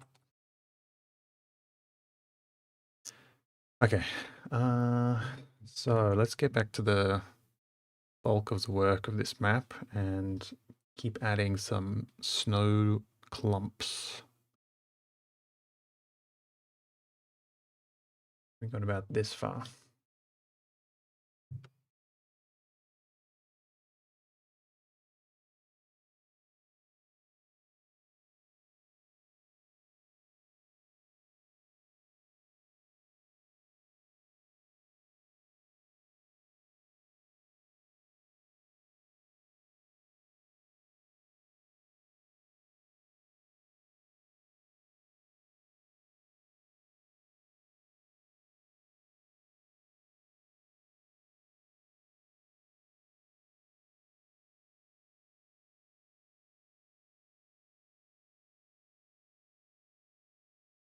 Cool, so I did get to do some drawing today, after all. I thought it was all going to be exporting assets and making preview images and boring stuff. But, I mean, this isn't the most thrilling drawing, but it's drawing.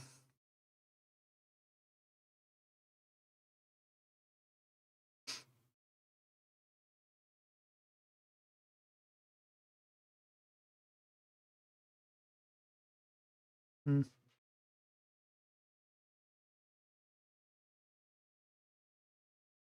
Hmm. We'll get to those trees later. I'm not even sure if I'm going to put snow clumps on them. In my mind, all the bushes and branches, which are kind of jostled by the wind, aren't collecting snow. Whereas these dead trees are completely still. So they're kind of collecting a layer of snow.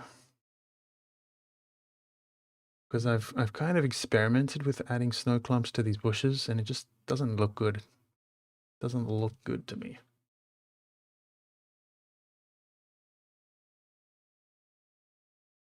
So yeah, I'm kind of working backwards. I'm kind of like, this doesn't look good, so I'll come up with a logical solution why there's no snow on them. Maybe some snow here. Yeah, in my mind, this snow's like quite a thin layer, you know, like just the start of winter or whatever. Also, I'm a West Australian, so I don't know how snow works. There's the perfect excuse. I don't know how snow works. I didn't know snow gathers on trees. What do you mean?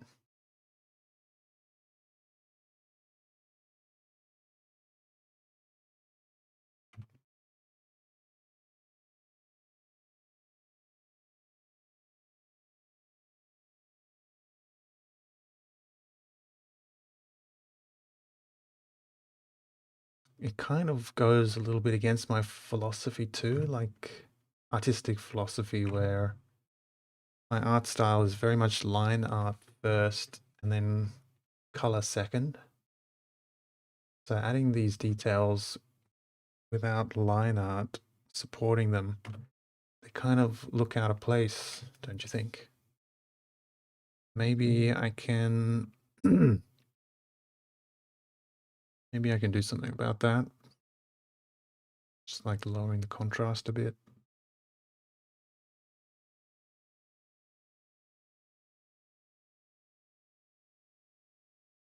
Like the snow looks super at home on these stumps because we've managed to, you know, there's a line around them. But on these trees, it's another story.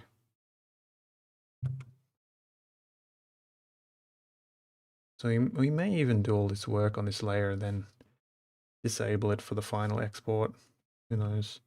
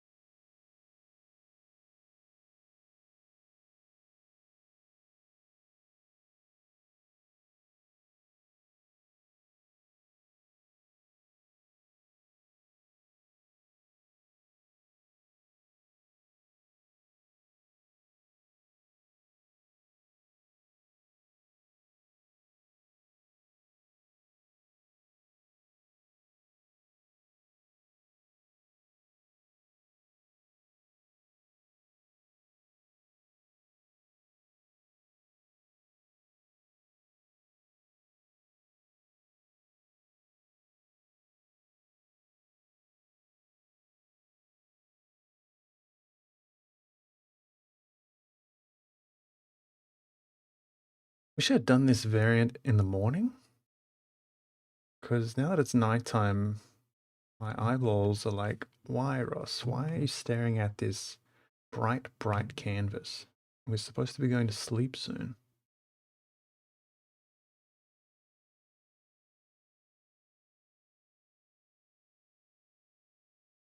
But it's not for much longer, so I'm just going to stick with it. Yeah, let me start thinking ahead. So we're going to do a grimdark variant where we're going to take the sunny summertime base map and kind of desaturate it, make it look like it's fit for Curse of Strahd or something. Not so Legend of Zelda. Well, it could be, but it'll be our base map's kind of Wind Waker style, and we want to make a variant that's kind of Twilight Princess style. Just browner and desaturated. All the settings that are a bit more grim and dark, my own included.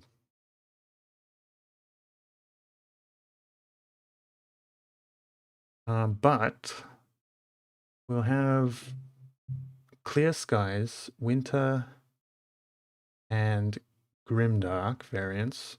We need at least one more solid idea to make a set.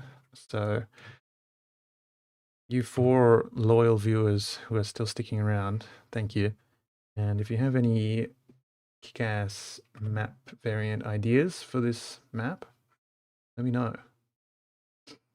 One idea that popped up yesterday, I think it was Eric who said it first, I think, was how to describe it? Like a post-wildfire version, like a burnt out version. Maybe some cinders still in the air. But we could kind of use this version and turn all the snow into ash and go from there. That could be pretty exciting. Currently no wildfires burning in Australia, so I wouldn't feel bad about it.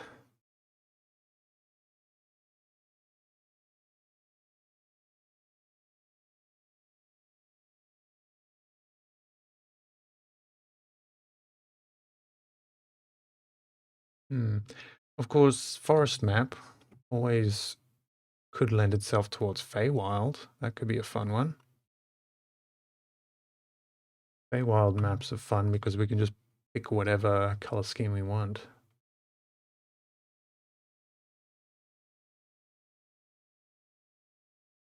I wish I'd done this janky kind of shape on all the trees. It's much more interesting than these straight lines. Maybe not too late.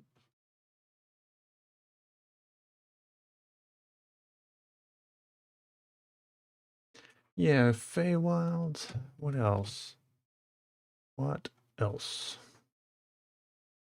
I should look at some of the previous map variants I've done for ideas.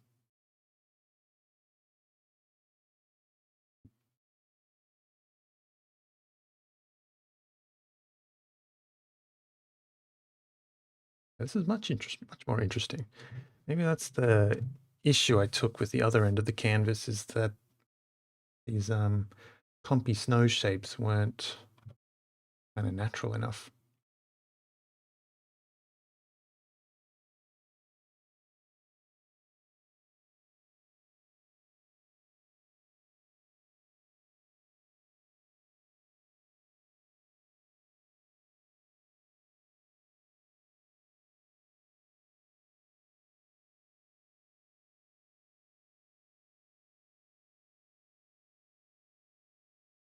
Yeah, are we done with the sticks? With the logs?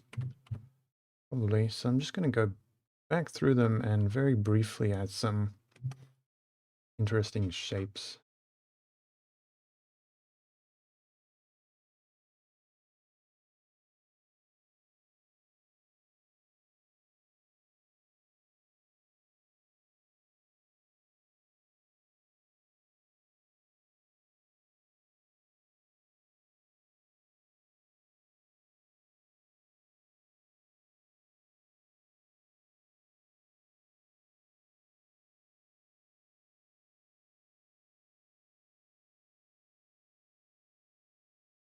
Another favorite variant of mine for forested maps is like a Sakura variant, where we just make it into a Japanese springtime kind of look. But there's so few trees on this map, maybe not. And also, they're all chopped down, which is kind of tragic.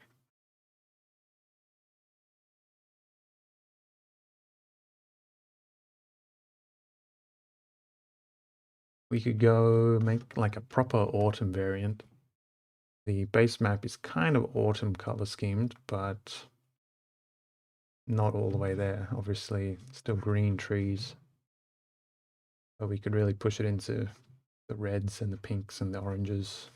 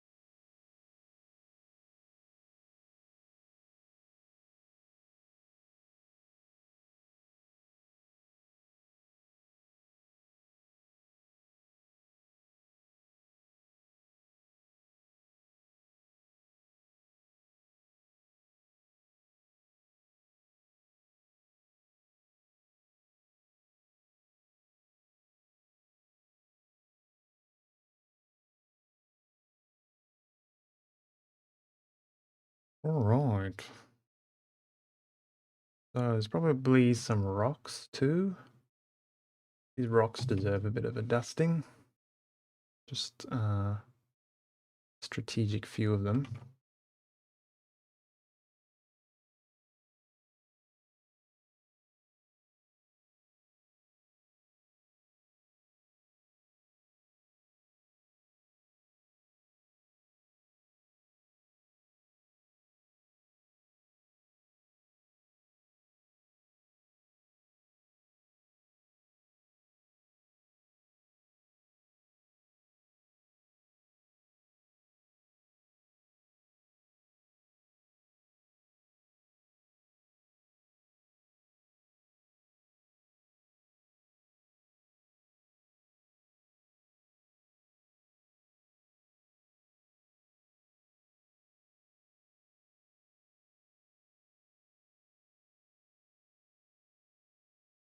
Wonder if we could do a rainforest variant.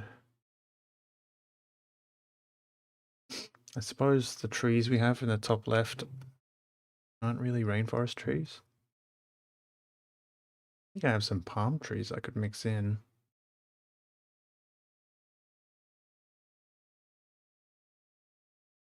Hmm.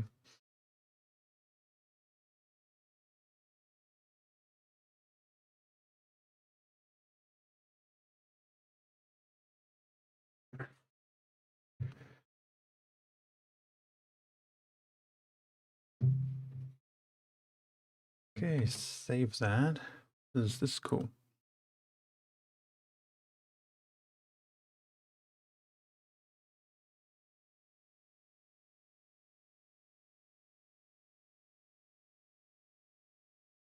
Yeah, I feel like the snow looks like it should be there. So, okay, that's cool.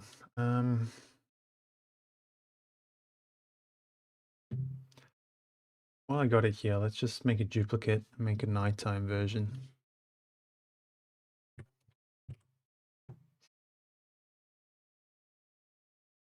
We're going to start with this one. Probably no fireflies out in the dead of winter. Oh, but we could turn those fireflies into little snowflakes.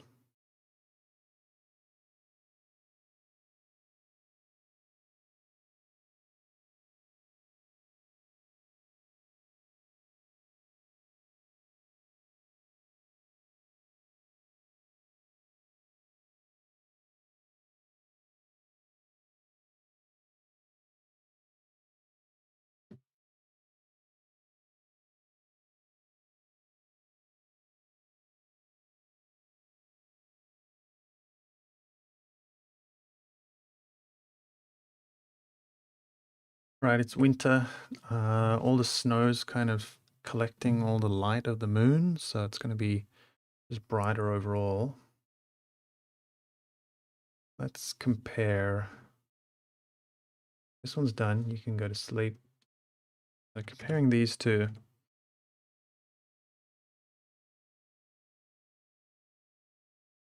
Maybe more blue.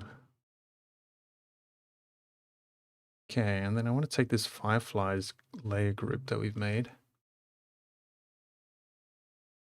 And them up here. Yeah, I can tell this is going to work spectacularly. Instead of firefly color, we're just going to boost the brightness into the white and call them snowflakes. I wonder if these would show up nicely on the base map, maybe. But anyway, we're going to have... Oh, sorry for blinding everyone. Myself included. Okay, there we go. Let's paint in some more.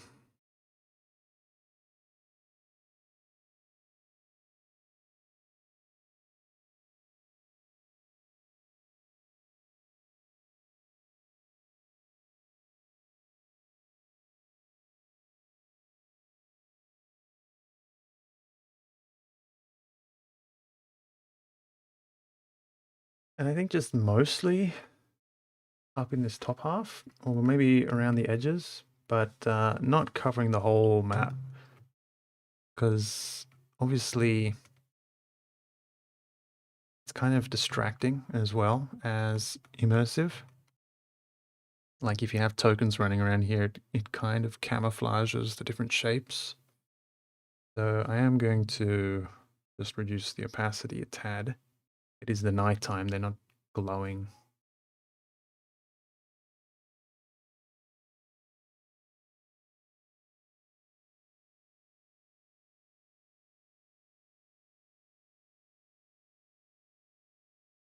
So we'll have this layer, which is going to be very scarce snowflakes.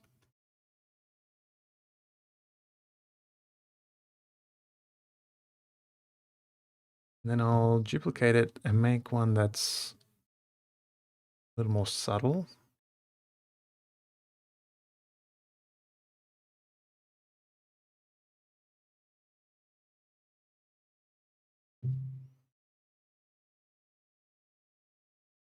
About half as much opacity.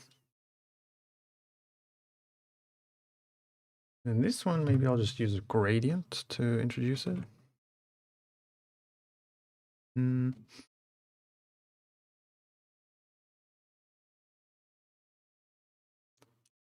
they'll be a bit smaller too.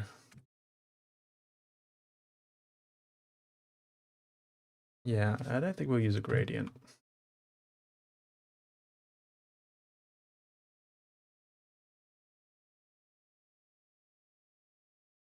Kind of dust it on like we're dusting icing sugar on a cake. Tap, tap, tap. I wonder if we were to even use this like extremely small for little twinkles in the ice. Maybe that's kind of a detail level far beyond this scale.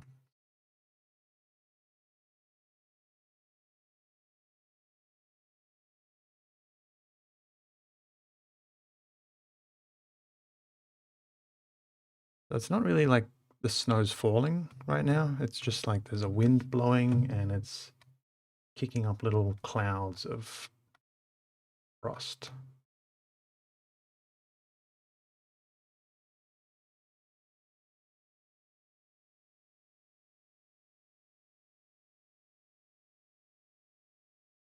Yeah, but let's not go too wild.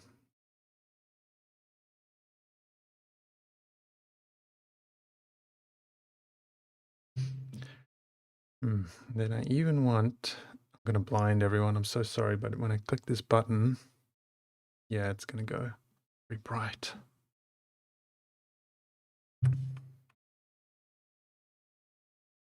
Just like a little cloud around the edges. So it's like a backwards vignette. Like atmospheric. Hold up. Yeah, we don't need that. Yeah, like atmospheric snow, I guess. I don't know what I'm talking about.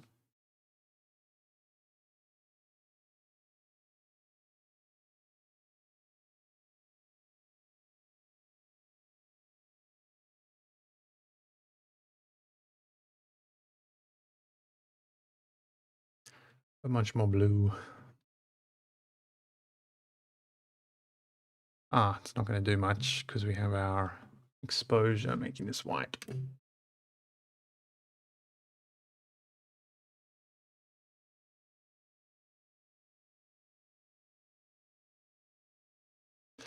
Kind of prefer it without. Yeah. Okay, let's go without, but just reduce the overall contrast.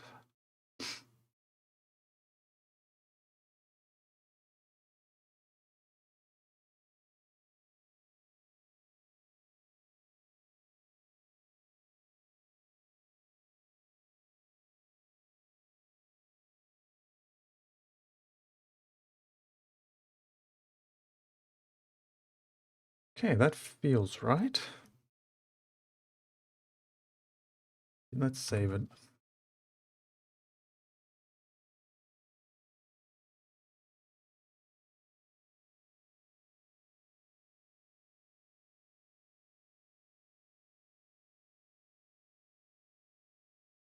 And I'm going to open up the blinding daytime version, so brace yourself, just to see if introducing the snowfall kind of adds anything.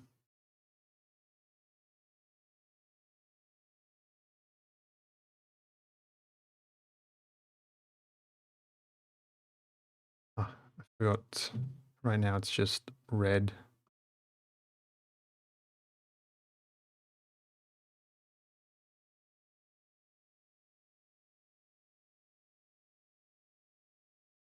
Hmm.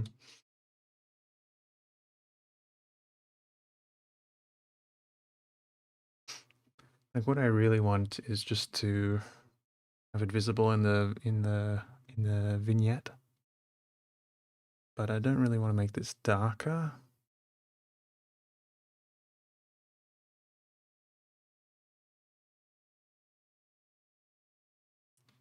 Otherwise it starts to become a bit much.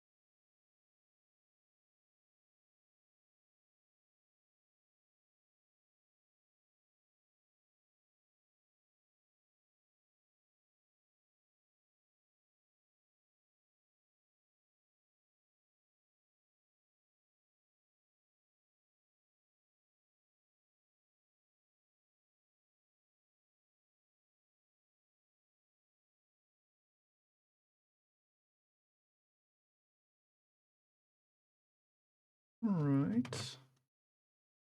If we do this, it kind of works.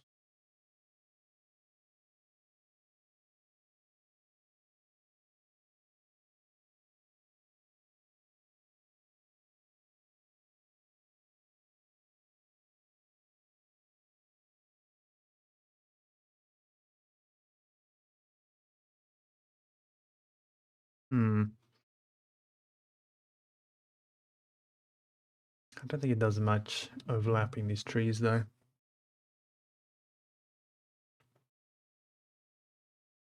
Hmm. Like I don't think this snow is falling from the sky. I think it's just being kicked up by the wind off the ground. So what I'll do is I'll mask out the trees.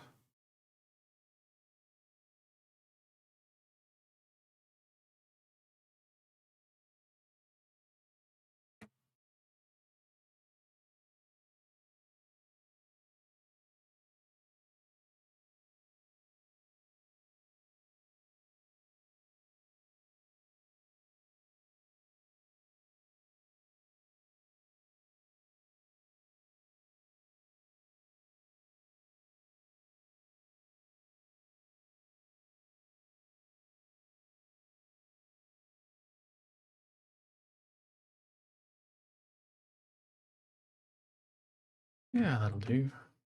So that's pretty cool.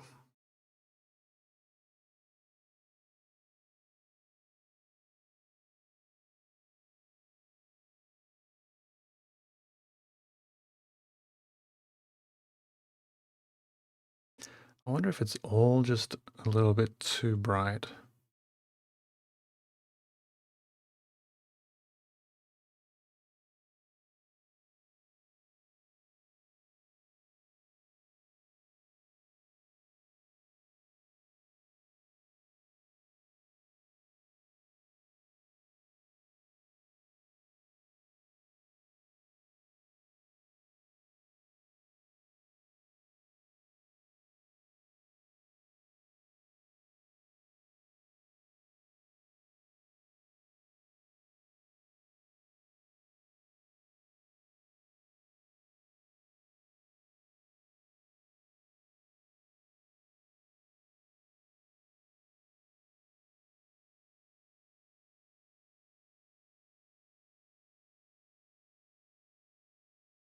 Much prefer that.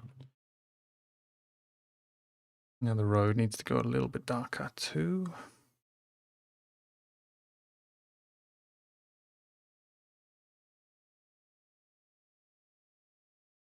Mm-hmm. Mm-hmm.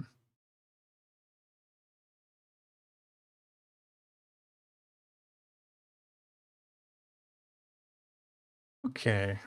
Maybe I'll change my mind after I walk away and come back. But this is looking pretty good to me. Just a little bit too uniform up here.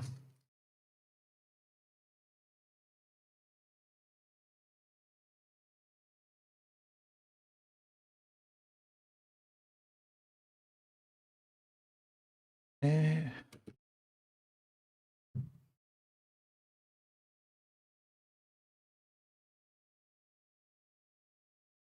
Okay, so night and day.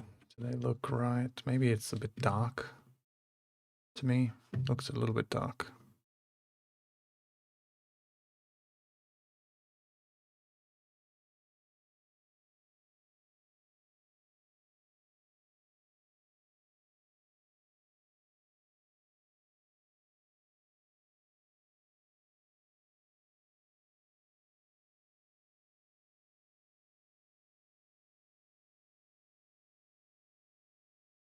It seems right. I'll save these. It's definitely time for me to have dinner though, so I'm really happy with this one. This is cool. Oh, yeah, let's close these up. Here's our little thumbnails. Often these thumbnails help me find the ones that look strange or unfinished, but they're looking pretty good to me. Maybe the red bushes need to be different, like brighter. Where are they? Yeah, something like that. Yeah, that looks better to me. See, that sort of thing I can spot from a thumbnail, but not always when I'm zoomed right in.